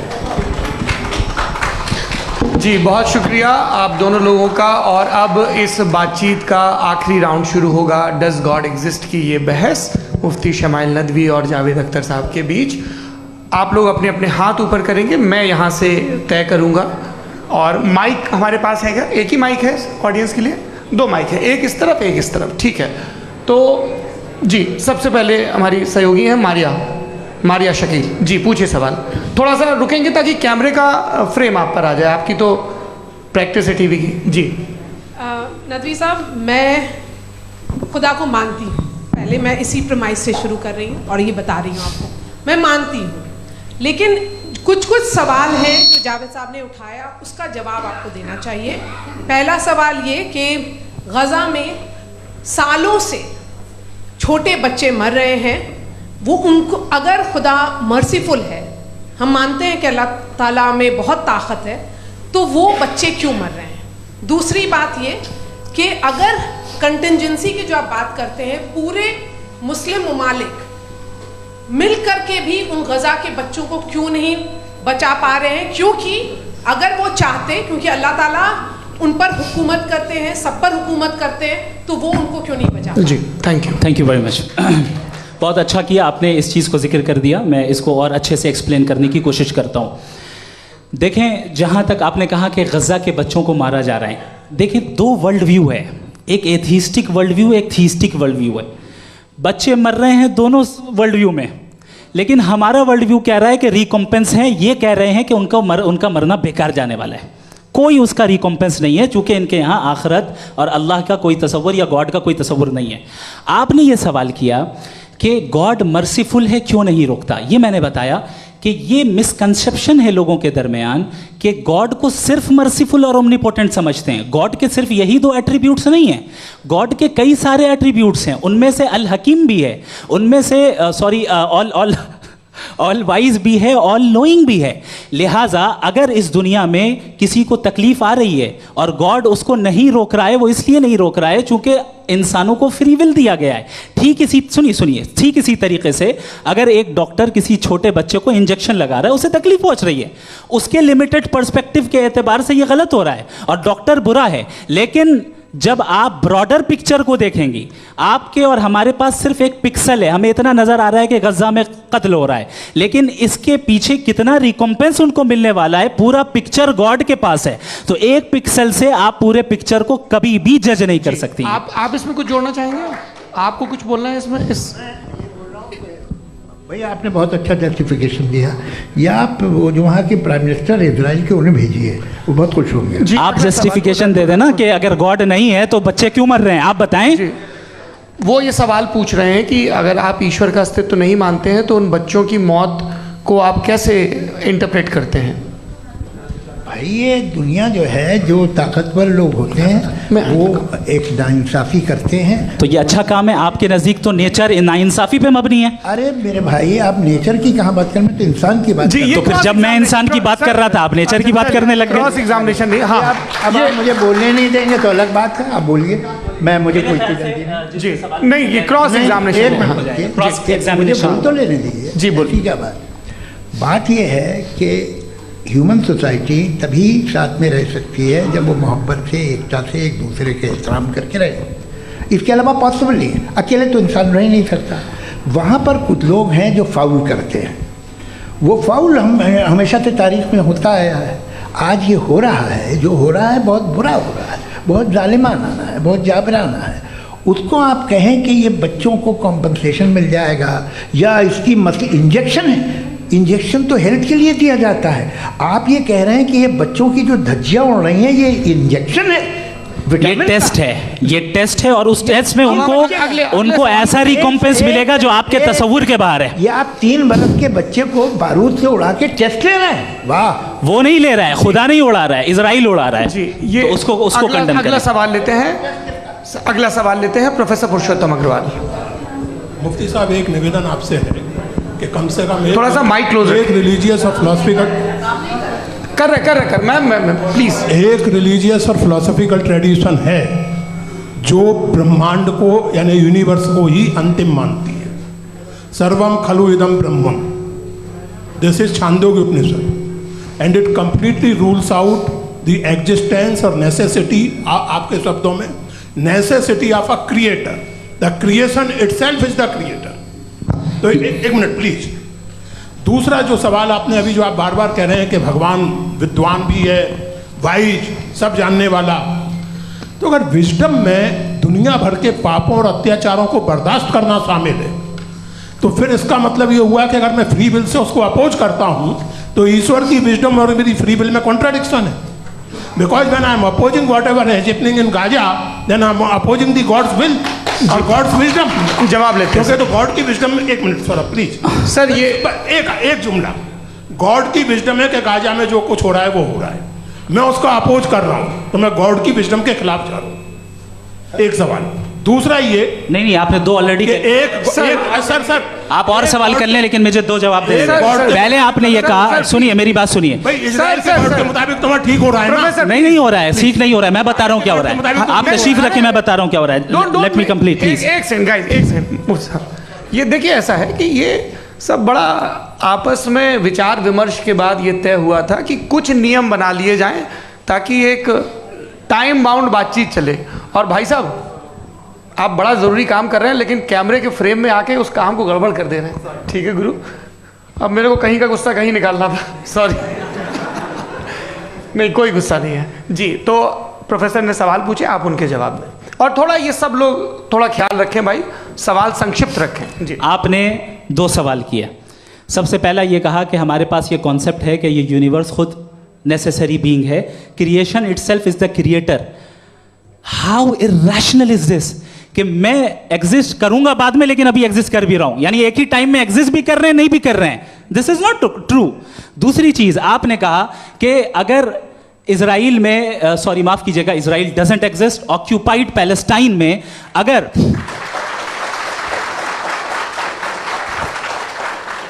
ऑक्यूपाइड पैलेस्टाइन में बच्चों को मारा जा रहा है फ्री विल की वजह से और गॉड नहीं रोक रहा, ये कॉन्ट्रडिक्शन है। ये बताइए कि एक एग्जाम में एक बच्चा गलत आंसर लिख रहा है, सुनिए, एग्जामिनर चाहे तो रोक सकता है, क्यों नहीं रोक रहा है? ये कॉन्ट्रडिक्शन है, ये कॉन्ट्रडिक्शन नहीं है। माइक नहीं सर, ये आपस में जी, ये क्या आपका सवाल? माइक दीजिए। फ्री विल दिया गया है टेस्ट के लिए, अकाउंटेबिलिटी के लिए। अगर फ्री विल नहीं होता तो आप कहते हैं हमें रोबोट बना दिया गया। नॉट मिसरिप्रेजेंट माय पोजीशन, आपकी जो भी पोजीशन, मैं अपनी फ्री विल के नाते, अपने ह्यूमन विजडम के नाते गाजा में हो रही अत्याचार का विरोध करता हूं। बिल्कुल करना चाहिए। के हिसाब से मैं गॉड की विजडम का विरोध कर रहा हूं? बिल्कुल नहीं। जो हो रहा है गॉड की, बिल्कुल भी नहीं, बिल्कुल भी नहीं। उसका वहां पर गाजा में कत्ल होना ये इंसानों के गलत इस्तेमाल का नतीजा है, फ्री विल के इस्तेमाल का नतीजा है। गॉड इसका हुक्म नहीं देता, उससे रोकता है। यही तो मसला है ना, आपके लिए कॉन्सेप्ट क्लियर? नहीं भाई, आपने तो बताया था इंजेक्शन लगाने से बच्चे को तकलीफ होती है, ये इंजेक्शन लगा। सर आप ऐसे रेटोरिक स्टेटमेंट दें तब तो कोई मसला नहीं समझते रहेंगे। This is a rhetoric statement, this is not a logical argument sir. I am sorry. आखिरी 30 मिनट बड़े मुश्किल होने वाले हैं जी। मुफ्ती साहब आगे बैठे हैं, इनको माइक दीजिए। हाँ तरुण, माइक आप अपने पास रखिए, आपको कैमरे का फ्रेम पता है जी। सबसे पहले दोनों को मुबारकबाद। एक सर अपना आप नाम बता दें। आप अमेरिका में शिकागो में रहते हैं, इतना मुझे याद है। बताया आप, यासिर नदीम अलवाजदी मेरा नाम है। जावेद सर, आपसे क्वेश्चन है इन्फिनिट रिग्रेस के ताल्लुक से। एक हाइपोथेटिकल सिनेरियो है, मसलन अगर आप सर माइक थोड़ा सा प्लीज क्लोज रखें। ओके जी। अगर आप शायर इसलिए हैं कि आपके कोई उस्ताद शायर थे और वो इसलिए शायर थे कि उनके कोई उस्ताद शायर थे, और इसी तरीके से हम माजी में पीछे चलते चलते चले जाएं और कहीं ना रुकें तो माफ़ कीजिएगा आप कभी शायर नहीं हो सकते। लेकिन आप शायर हैं, आपका शायर एग्जिस्ट करता है, इसका मतलब ये है कि आप कहीं ना कहीं रुके हैं। तो मेरा सवाल ये है कि क्या आप इन्फिनिट रिग्रेस ऑफ कॉजेस को लॉजिकल फैलेसी मानते हैं या नहीं मानते? हाँ या ना? मैं इन्हें लॉजिकल फैलेसी नहीं मानता हूँ, लेकिन मेरा प्रॉब्लम यह है कि जब मैं नहीं मानता हूँ तो I will continue with this logic जो फैलेसी नहीं हो।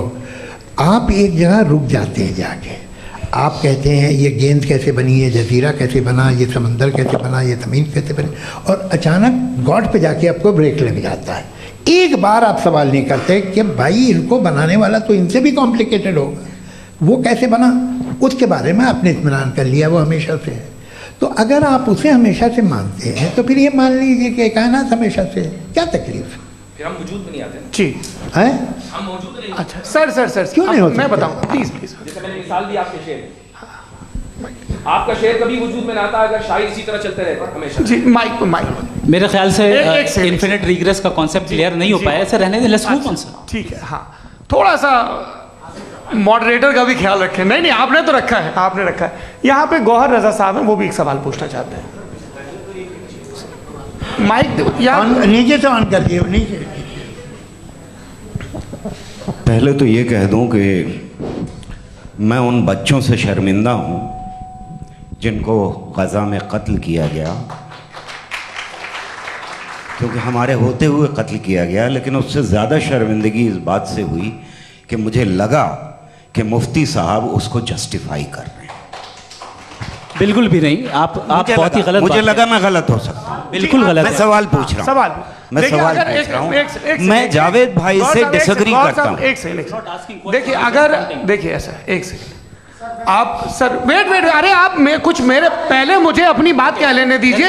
अगर ऑडियंस तय करेगी तो फिर मॉडरेटर का मतलब नहीं। मेरा आप सबसे ये कहना है, ये बहस दो लोगों के बीच में है, एक तरफ मुफ्ती साहब, एक तरफ जावेद साहब। पिछले 1.5 घंटे से ये लोग अपने अपने तर्क रख रहे हैं। आपकी इनसे इत्तेफाकी हो सकती है, ना इत्तेफाकी हो सकती है। मेरे उस्ताद मुझे सिखा गए हैं कि मुखामुखम में असहमति की गुंजाइश बची रहनी चाहिए। अगर मैं आपकी बहुत इज्जत करता हूँ गौहर साहब, आपने जो कमाल की किताबें लिखी हैं साइंटिफिक टेम्परामेंट, लेकिन मेरी ये गुजारिश है आप सब से कि यदि आप इन लोगों ने जो बोला उन पर टिप्पणियां करेंगे तो ना वक्त की पाबंदी रहेगी ना वो अनुशासन। आप सवाल पूछ लें, उस सवाल में जो बात आ जाए वो आ जाए। मैं जावेद साहब से डिसएग्री करता हूँ, इसलिए जावेद साहब से सवाल पूछ रहा हूँ। आपका सवाल जावेद अख्तर साहब से। और सवाल ये है मेरा कि जावेद साहब ने कई बार लॉजिक का इस्तेमाल किया कि साइंस में लॉजिक है और रिलीजन में लॉजिक नहीं है। मेरा ख्याल ये है कि रिलीजन में भी लॉजिक है, लेकिन उस लॉजिक की बेसिस ये है कि आप रुक जाते हैं, जिसका जिक्र जावेद साहब ने बार बार किया, यानी खुदा के तसव्वुर पे आते हुए, गॉड के तसव्वुर पे आते हुए रुक जाते हैं। और इसमें सवाल पूछना मतलब फॉरबिडन होता है। सवाल ये है कि क्या जावेद साहब इससे एग्री करते हैं कि साइंस की लॉजिक अलग है और रिलीजन की लॉजिक अलग है? बताइए सर। देखिए, 3 चीज़ें हैं, साइंस है, एक है मंतिक है, इस्तिदलाल है, और एक जो है कुछ भी नहीं है, फेथ है, अकीदा है। मैं अकीदे की लॉजिक का कायल नहीं हूँ। मुझे आप इस्तिदलाल से, लॉजिक से, रीज़न से समझाइए, मैं मानने को तैयार हूँ, मेरा क्या नुकसान होगा। लेकिन ये कि अकीदे पे मैं नहीं जा सकता हूँ। अकीदे का मतलब है कि तुम ये मान लो, सवाल ना करो, ये नहीं। आप सारी बातें करके, बड़ी साइंटिफिक बातें करके एक जगह जाके खुदा के हुदूद पे रुक जाते हैं, सरेंडर कर देते हैं। मैं सरेंडर करने को तैयार नहीं। दैट्स ऑल जी। ये आगे सर बैठे हुए हैं, इनको माइक दीजिए। भाई वो आप पूछना चाह रहे थे ना भाई? हाँ नहीं मैं ये थैंक यू जी। आपका नाम? आसिम इफ्तिखार। आसिम जी, पूछिए। सर जावेद सर से सवाल है कि आपने अपने क्लोजिंग माइक थोड़ा करीब रखिए। अपने क्लोजिंग स्टेटमेंट में बात कही थी कि मज़हब का जो फ्यूचर है वो ज़्यादा दिन नहीं जाने वाला है, लेकिन मैं देख पा रहा हूँ कि जो ऑक्सफोर्ड यूनिवर्सिटी की एक स्टडी है 2011 में हुई है, जिसके 50 एकेडमिशियंस ने इसको अंजाम दिया था, उसमें वो ये कहते हैं कि जो फेथ इन गॉड है वो इनबिल्ट है ह्यूमन नेचर के अंदर, जिसको हम कहते हैं फितरत के अंदर शामिल है वो। और वो ये कहते हैं कि अगर कोई ये समझता है कि मज़हब को वो ख़त्म कर देगा तो ये उसकी गलत फहमी है। तो आप इसके बारे में, इस स्टडीज़ के बारे में क्या कहते हैं? ठीक है, मैं उनसे एग्री नहीं करता हूँ।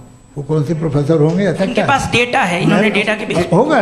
डेटा क्या हो सकता है? फ्यूचर का डेटा तो नहीं हो सकता ना उनके पास, प्रेजेंट का डेटा हो सकता है। डेटा आपने सुना 100 साल पहले का बाद का डेटा? मैंने तो नहीं सुना आज तक।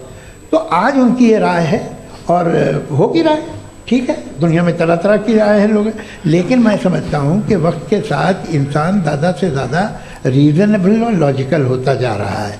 आज आप देखिए वेस्टर्न यूरोप में क्या परसेंटेज है नॉन बिलीवर्स की, बहुत हाई। वहाँ चर्च खाली पड़े होते हैं। तो अल्टीमेटली तो इंसान कोई ऐसी बात बहुत अरसे तक नहीं मान सकेगा, चाहे गलत या सही, जो उसे, उसके दिमाग को, उसके जहन को, उसके लॉजिक को अपील न करे। वो कह रहे हैं तो ऑक्सफोर्ड के होंगे तो कैम्ब्रिज के होंगे, तो मुझे क्या लेना देना। उनका डेटा मुस्तकबिल का नहीं हो सकता है। जी दीपक, हाँ पूछे। मैं आऊँगा अभी, पीछे की साइड भी आऊँगा, माइक वहीं भेजूंगा 2-3 साल के लिए। जी जावेद साहब, आपसे सवाल है। नमस्ते। अरे भाई सर, अगर आप ही लोग को तय करना है तो फिर 200 लोग तय कर लें। ये नहीं sir, please don't do this sir. Sir everybody has a right sir, but we can only take selected questions. No sir, ये यंग लोग भी हैं तो इनकी ये अब उतने यंग, भाई आप यंग हैं कि नहीं हैं? वो कह रहे हैं वो भी यंग हैं साहब, आप उनकी नौजवानी पर दावा उनको ही करने थे। हाँ मुफ्ती साहब आप यंग, हाँ पूछे। अरे भैया सर मेरा सवाल ये है, कुछ इनसे भी तो पूछो। जी नहीं, बस आपसे एक सवाल है। जैसे थीस्टों के पास अपने जो ईश्वर को मानते हैं उनके पास अपने सोशल गेट टुगेदर्स हैं। 5 रोज़ा क्रिसमस आने वाला है, होली है, दिवाली है, ईद है। एथिस्ट क्या ऑफर कर रहे हैं? मतलब मैं इनकी दुकान से बोलूँ, मैं आना चाहता हूँ उस तरफ, पर मैं अट्रैक्ट नहीं हो पा रहा हूँ। मैं सोशल गेट टुगेदर्स क्या है आपके पास? वो ये कह रहे हैं कि जो धार्मिक लोग हैं, अलग अलग धर्म के लोग, उनके उत्सव त्योहार कॉन्ग्रीगेशन बहुत हैं। अब आपको मैं एक सुनाता हूँ, यहाँ हिस्टोरियन भी बैठे हैं। मृदुला जी आप बताइएगा सही है कि नहीं। ये एक कॉन्स्टेंटाइन, एक ग्रीक रोमन बादशाह था जो क्रिश्चियनिटी आने के 400 साल बाद उसने डिसाइड किया कि मैं क्रिश्चियन हो जाऊंगा, मेरी पूरी स्टेट कैंसिल हो जाएगी। उस ज़माने में ऐसे ही होता था, राजा जो धर्म इख्तियार करता था वो जनता भी कर लेती थी। इसलिए कि वो हो गया था बैंकरप्ट, और उसे जो मेडिटेरियन कोस्ट के रिच क्रिश्चियन वो थे मर्चेंट, तो उससे पैसा चाहिए था। तो उसने कहा यार क्रिश्चियन हो जाओ। तो उसने अपने वजीर से कहा कि भाई ये हिस्ट्री है कि अब हम लोग क्रिश्चियन हो जाते हैं। पहले सर हो जाएंगे, कोई प्रॉब्लम नहीं है, लेकिन एक प्रॉब्लम ये है कि 17 दिसंबर से 25 दिसंबर तक जो पेगन फेस्टिवल होता, जो पेगन जो फेस्टिवल होता है वो बंद हो जाएगा, इसलिए कि हम क्रिश्चियन हो गए तो होगा नहीं। तो वो बच्चों को बहुत बुरा लगेगा, पब्लिक को बहुत इन्जॉय करते हैं, ख़ासतौर से 25 को मेन डे। उसने कहा हाँ ये तो सही कह रहे हो, ये जीसस क्राइस्ट की पैदाइश कब थी? कहते साहब वो अप्रैल में थी। नहीं कट करो, वो 25 दिसंबर को है। ये हकीकत है जी। और 400 साल बाद क्रिश्चियनिटी के अप्रैल से दिसंबर ले आए, और इसलिए कि यहाँ पेगन फेस्टिवल होता था। अब मनाते हैं आप आराम से। ये जो सारे फेस्टिवल हैं ये रिलीजन से, हर एक को एक इंटरटेनमेंट डिपार्टमेंट चाहिए होता है अपनी कंपनी चलाने के लिए। तो ये रिलीजन ने, ये सेकुलर त्यौहार थे जिन्हें रिलीजन्स ने ले लिया है। ये मौसम के थे, फसलों के थे, किसानों के थे, उसको आपने लेकर रिलीजियस रंग दे दिया। ये कोई रिलीजन से थोड़ी आए हैं आप। अच्छा हमें देखिए, हम तो मुल्द हैं, हम ईद मनाते हैं, हम दिवाली मनाते हैं, हम होली मनाते हैं, हम क्रिसमस मनाते हैं। बम्बई की फिल्म इंडस्ट्री की सबसे बड़ी होली हमारे घर में होती है, सबसे बड़ी ईद हमारे घर में होती है। वो हमारी सोशल वो है, हमारा हेरिटेज है। ऐसा थोड़ी है कि we will throw the baby along with the water. ये तो अच्छी चीज़ है, इन्हें रखो, जो बेकार है फेंक दो। जी हाँ हेलो जी, मेरा सवाल नादवी जी से है। जैसा कि आपने बोला कि गॉड टाइम के भी परे हैं, और गॉड इतनी कॉम्प्लेक्स चीज़ है कि उसे ह्यूमन माइंड समझ नहीं सकता, और गॉड ने अर्थ पे फ्री विल भी दे दी है। तो आप अपना वक्त ज़ाया क्यों कर रहे हैं गॉड के बारे में बात करके? अपन को तो बात करनी चाहिए कि सोसाइटी को बेहतर कैसे करें। जी, मैं गॉड वही बताता है सोसाइटी को कैसे बेहतर करें। अभी मैं आपका जवाब देता हूँ। आपने कहा कि टाइम पे वो एग्जिस्ट नहीं करता, सो मेरा सवाल ये है कि जैसा आपने बोला कि गॉड बहुत ही कॉम्प्लेक्स चीज है। मैंने कहा ही नहीं कि कॉम्प्लेक्स है, तो आपके अल्फाज हैं। कॉम्प्लेक्स का लफ्ज गॉड के लिए सुइटेबल नहीं है। क्यों? क्योंकि कॉम्प्लेक्स वो चीजें होती हैं जो ऑब्जेक्ट हो। God is not an object जिसको आप इंस्ट्रूमेंट के जरिए लेबोरेटरी में जाके टेस्ट करें, oh it's very complex. No, वो कोई कार का इंजन नहीं है। मेरा वो फिलोसॉफिकली नेसेसरी बीइंग ऐसी बीइंग है जो सिंपल बीइंग है। हाँ, आप उसको मुकम्मल तौर पे उसकी तमाम हिकमतों को जान ले और हर चीज को जान ले, ये पॉसिबल नहीं है, क्योंकि वो ऑल वाइज है, आप ऑल वाइज नहीं है, और वो खुदा है, वो आपको सारी चीजें बता दे, ये जरूरी नहीं। मेरा सवाल ये नहीं था, मेरा सवाल ये था कि जब गॉड इतना परे है इस दुनिया से कि उसने अर्थ पे फ्री विल भी दी है, हम सब ह्यूमंस की फ्री विल है, और जो सोसाइटी में हो रहा है वो अपन लोग डिसाइड करेंगे, तो अपन लोग डिसाइड नहीं करेंगे ना, अपन लोग डिसाइड नहीं करेंगे। गॉड जो है, गॉड ने वो उसकी जात, उसकी एग्जिस्टेंस टाइम एंड स्पेस से परे है, लेकिन वो हमारा टेस्ट ले रहा है और उसी गॉड ने हमें बताया कि तुम्हें क्या करना है क्या नहीं करना है, तो जाहिर है उस गॉड की बात सुनेंगे ना हम। जी, वो पीछे एक चश्मा लगाए जो मैम खड़ी हैं, उनको दीजिए। हाँ, आप जी जी बिल्कुल आएंगे। देखिए मैं कोशिश कर रहा हूँ सब तरफ जाने की। हाँ, उनको दीजिए माइक। जी, हेलो सर, मैं ओमनी प्रेजेंट नहीं हूँ, टाइम पाबंद हूँ और जहाँ तक कोशिश कर सकता हूँ करूँगा। जी, अपना नाम बताइए। मेरा नाम उर्सुला है, मैं दिल्ली यूनिवर्सिटी की एक स्टूडेंट हूँ और मैं स्टूडेंट फेडरेशन ऑफ इंडिया से हूँ। मेरा सवाल मुफ्ती जी से है कि इस हॉल के इस कमरे में बैठ के हम लोग रेप की मोरालिटी के बारे में फिलोसफिकली बात तो कर सकते हैं, बट असलियत ये है कि रोज़मर्रा की ज़िंदगी में औरतें रेप के थ्रू गुजरती हैं, और हम लोग सिर्फ नंबर्स पे इस तरह नहीं देख सकते, क्योंकि कितनी औरतें हैं इन कंट्रीज़ में जहाँ पे आप बता रहे हैं कि केसेस कम हैं, जिनका एक्सेस है कि वो जाके केस फाइल कर सकें। कितनी औरतें हैं जो जिनको काम करने की आज़ादी है उन कंट्रीज़ में। यूरोप में ये आज़ादी आ गई, यूरोप में ये रूल्स आ गए, तो हम आज उसके बारे में बात कर पा रहे हैं। जी, जवाब। आपने ये कहा कि कमरे में बंद होकर हम लोग इस पर फिलोसफिकली बात कर सकते हैं, लेकिन हकीकत में क्या हो रहा है, वो ग्राउंड लेवल पे क्या हो रहा है जो बहुत गलत हो रहा है, और वो सफ़र कर रही हैं। आई अग्री, बहुत गलत हो रहा है, और जो गलत हो रहा है उसको हमें रोकना है। और क्यों रोकना है, वो गलत क्यों है? हमारे पास इसका ऑब्जेक्टिव फाउंडेशन है, इनके पास उसका ऑब्जेक्टिव फाउंडेशन नहीं है। मैं ये कहना चाह रहा हूँ कि जहाँ पे भी जुल्म हो रहा है, जहाँ पे भी औरत पे जुल्म हो रहा है, या उसकी इज्जत लूटी जा रही है, या उसे तकलीफ पहुँचाई जा रही है, और सिर्फ औरत नहीं, किसी इंसान के ऊपर भी जुल्म हो रहा है, तो उसके खिलाफ खड़ा होना, ये मॉरलिटी हमारे पास गॉड के पास से आई है। वरना जावेद साहब तो कह रहे हैं कि जो है मेजॉरिटी डिसाइड करेगी, तो मेजॉरिटी तो कभी भी बदल सकती है। क्या आप ये थोड़ी सी आपको गलतफहमी है। मैं अगर मेरे जुमले से ये मदना निकला या मैंने कहा, तो ये जुमला मैं वापस लेता हूँ। ये मेरा मतलब ही नहीं था कि मेजॉरिटी डिसाइड करेंगे। मेजॉरिटी डिसाइड करे तो दुनिया में बड़ी, वैसे आपने कहा था ये जुमला। अच्छा, हो सकता है, मैं मान रहा हूँ, बाद में रिकैप कर लेंगे। अरे एक सेकंड, मैं अपनी एक्सप्लेनेशन देता हूँ। मुनासिब बात यह है कि हम सब के सब दिल में जानते हैं कि क्या अच्छा है क्या बुरा है, हमें पता है अच्छी तरह से। जो लोग बुरे काम करते हैं उन्हें भी मालूम अच्छा क्या है। यही तो सवाल था हजरत कि फिर ये मोरालिटी आई कहाँ से? Cross examination. हाँ जी, हाँ। मोरालिटी साथ रहने की डिजायर से आई है, यानी साथ रहकर जो कुछ कह दे, जो कुछ कर दे, वो हो जाएगा? नहीं नहीं, तो आप कायदे से रह ही कर सकते हैं जब तक लोगों में मोरालिटी हो, वरना क्यास हो जाएगा। ये आपको कैसे पता? जी, हमने देखा ना, जहाँ मोरालिटी का क्यास हो गया, हम देखते हैं। कहाँ पे देख भाई? दुनिया में।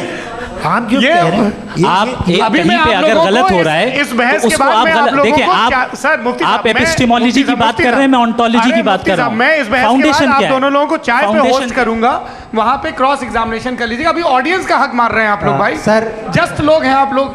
और ये भाई ये हाँ, उधर आएंगे, जी सर आएंगे। अच्छा सर, मेरा नाम लईकुर रहमान है और मैं अलीगढ़ मुस्लिम यूनिवर्सिटी का स्टूडेंट हूँ, और जहाँ तक मुझे पता है कि sir you are also product of Aligarh Muslim University. मैं भी उसी चमन का बुलबुल। हाँ सर, तो बहुत खुशी हुई मुझे जान करके कि मैं आपसे मिलूँगा। सवाल सर, मेरा सवाल यह है, सर सैयद अलैहिर्रहमा का नज़रिया यह था कि खुदा के वजूद को अक़ल के दायरे में रह कर के तलाश करना, न कि पूरी तौर से उसका इनकार कर देना।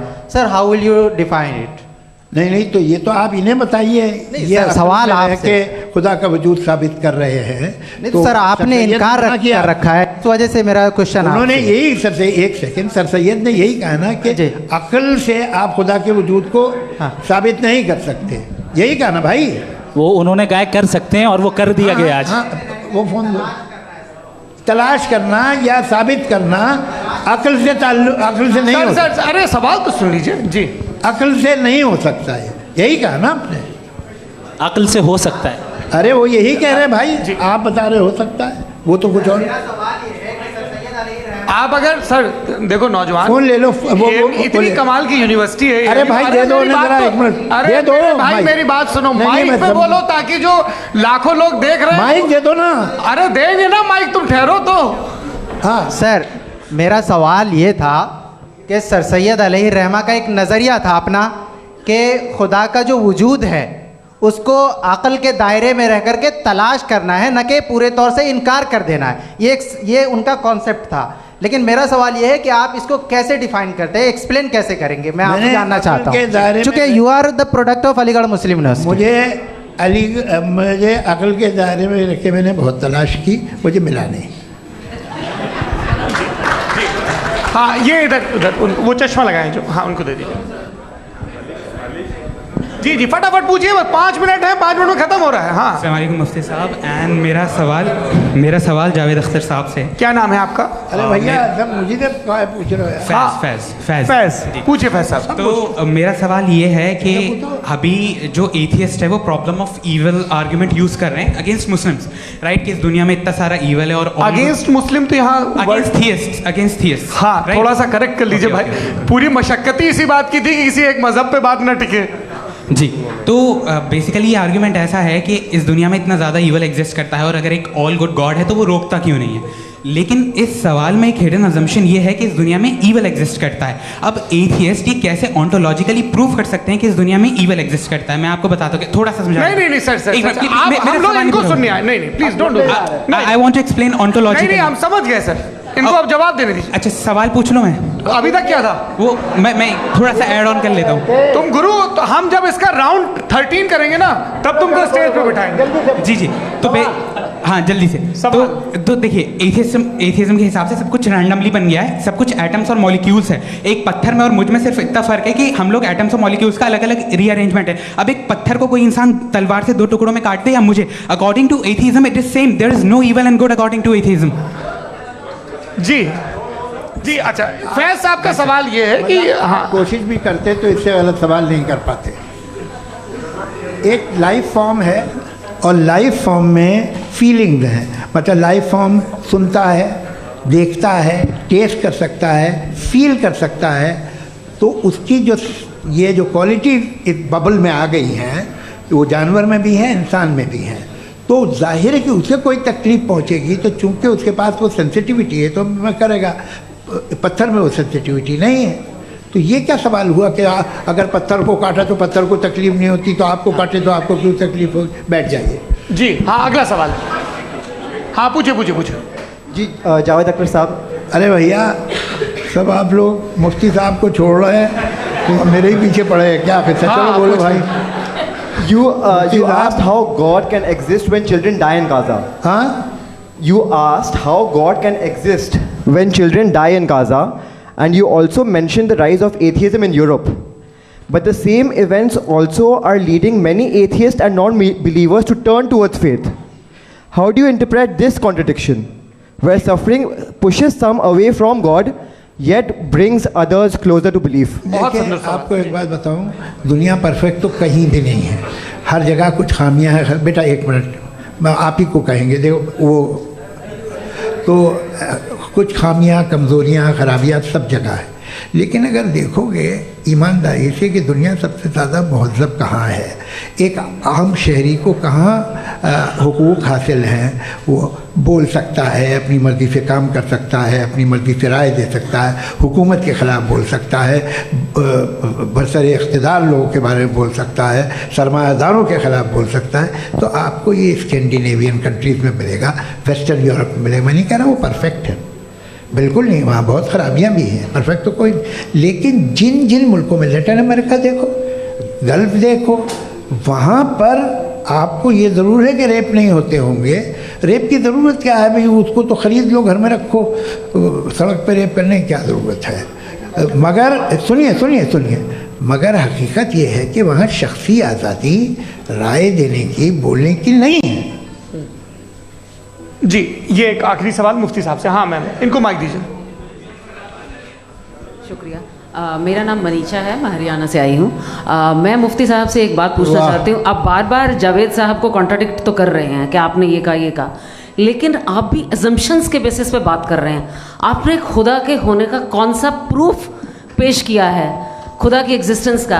अब इस सवाल को अलग रहने दीजिए, कौन एथीस्ट है कौन नहीं है। और दूसरी बात जो आपने एक छोटी सी कही थी कि ये फ्री विल का इस्तेमाल करता है इंसान अपनी, लेकिन इस फ्री विल का इस्तेमाल में मतलब खुदा ने ये दे दी सबको ये इजाज़त कि वो कितना घिनौनापन और कितने ज़्यादा ख़राब से ख़राब तरीके इस्तेमाल कर सकते हैं। जवाब सुनते जी।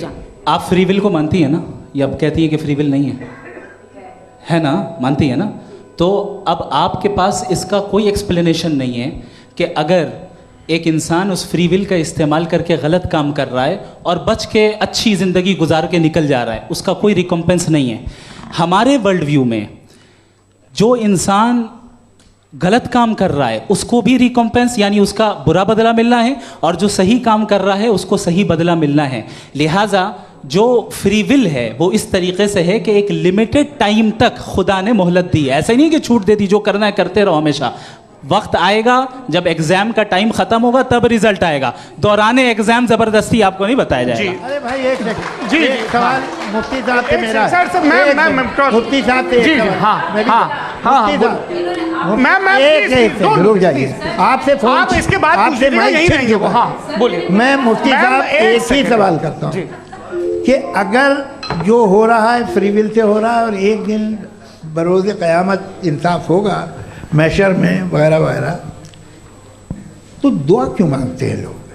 दुआ मांगते हैं इसके मतलब है अभी भी उसने ये डिपार्टमेंट रखा है कि मैं रोज़मर्रा की ज़िंदगी में इंटरफेयर कर सकता हूं। He can. तो तुम कैन हो, तुम मुझे नौकरी दिला देते हो, मेरे बेटे को ग्रीन कार्ड दिला देते हो, और 45,000 बच्चे मरते हो उन्हें रोकते नहीं हो। नहीं, तो क्या आप ये कह रहे हैं कि इस दुनिया में जालिमों को कभी पकड़ ही नहीं होती है? अरे जो भी पकड़ होगी, वो बच्चे रोते हैं। बिल्कुल, देखिए मैंने अपने ओपनिंग स्टेटमेंट में यही कहा था कि जनाब जावेद साहब सिर्फ इमोशनल आर्गुमेंट देंगे। This is an emotional argument. ये छोटे मोटे इसके पीछे का रीजन मैंने बताया क्या है। देखिए, मैं बार-बार यहाँ पर मैंने बताया मंच से आप लोगों को सज्जनों इसलिए कह रहा हूँ ताकि थोड़ा सा आपके कॉन्शियंस पे जोर रहे कि आपको ऑर्डर बचा के रखना है। वक्त तय हुआ था, ये वक्त पूरा हुआ, आपने इतने धैर्यपूर्वक सुना, मैं आप सबका बहुत बहुत शुक्रगुजार हूँ। यदि इन दोनों विद्वानों की इच्छा होगी तो कभी हम इस बातचीत का राउंड 2, राउंड 3, यही तो देखिए खूबी है इंसान की कि बहस मुबाहसे में वो पड़ा रहता है। आप लोगों ने बड़े धैर्य का परिचय दिया, बहुत बहुत शुक्रिया। इसी के साथ ये बातचीत यहाँ पे समाप्त होती है। आप लोग को मैं एक बात बता दूं, ये सारी बहस हो गई, अब मुफ्ती साहब और बड़े मुफ्ती साहब इन सब के साथ मैं खाना खाने वाला हूँ।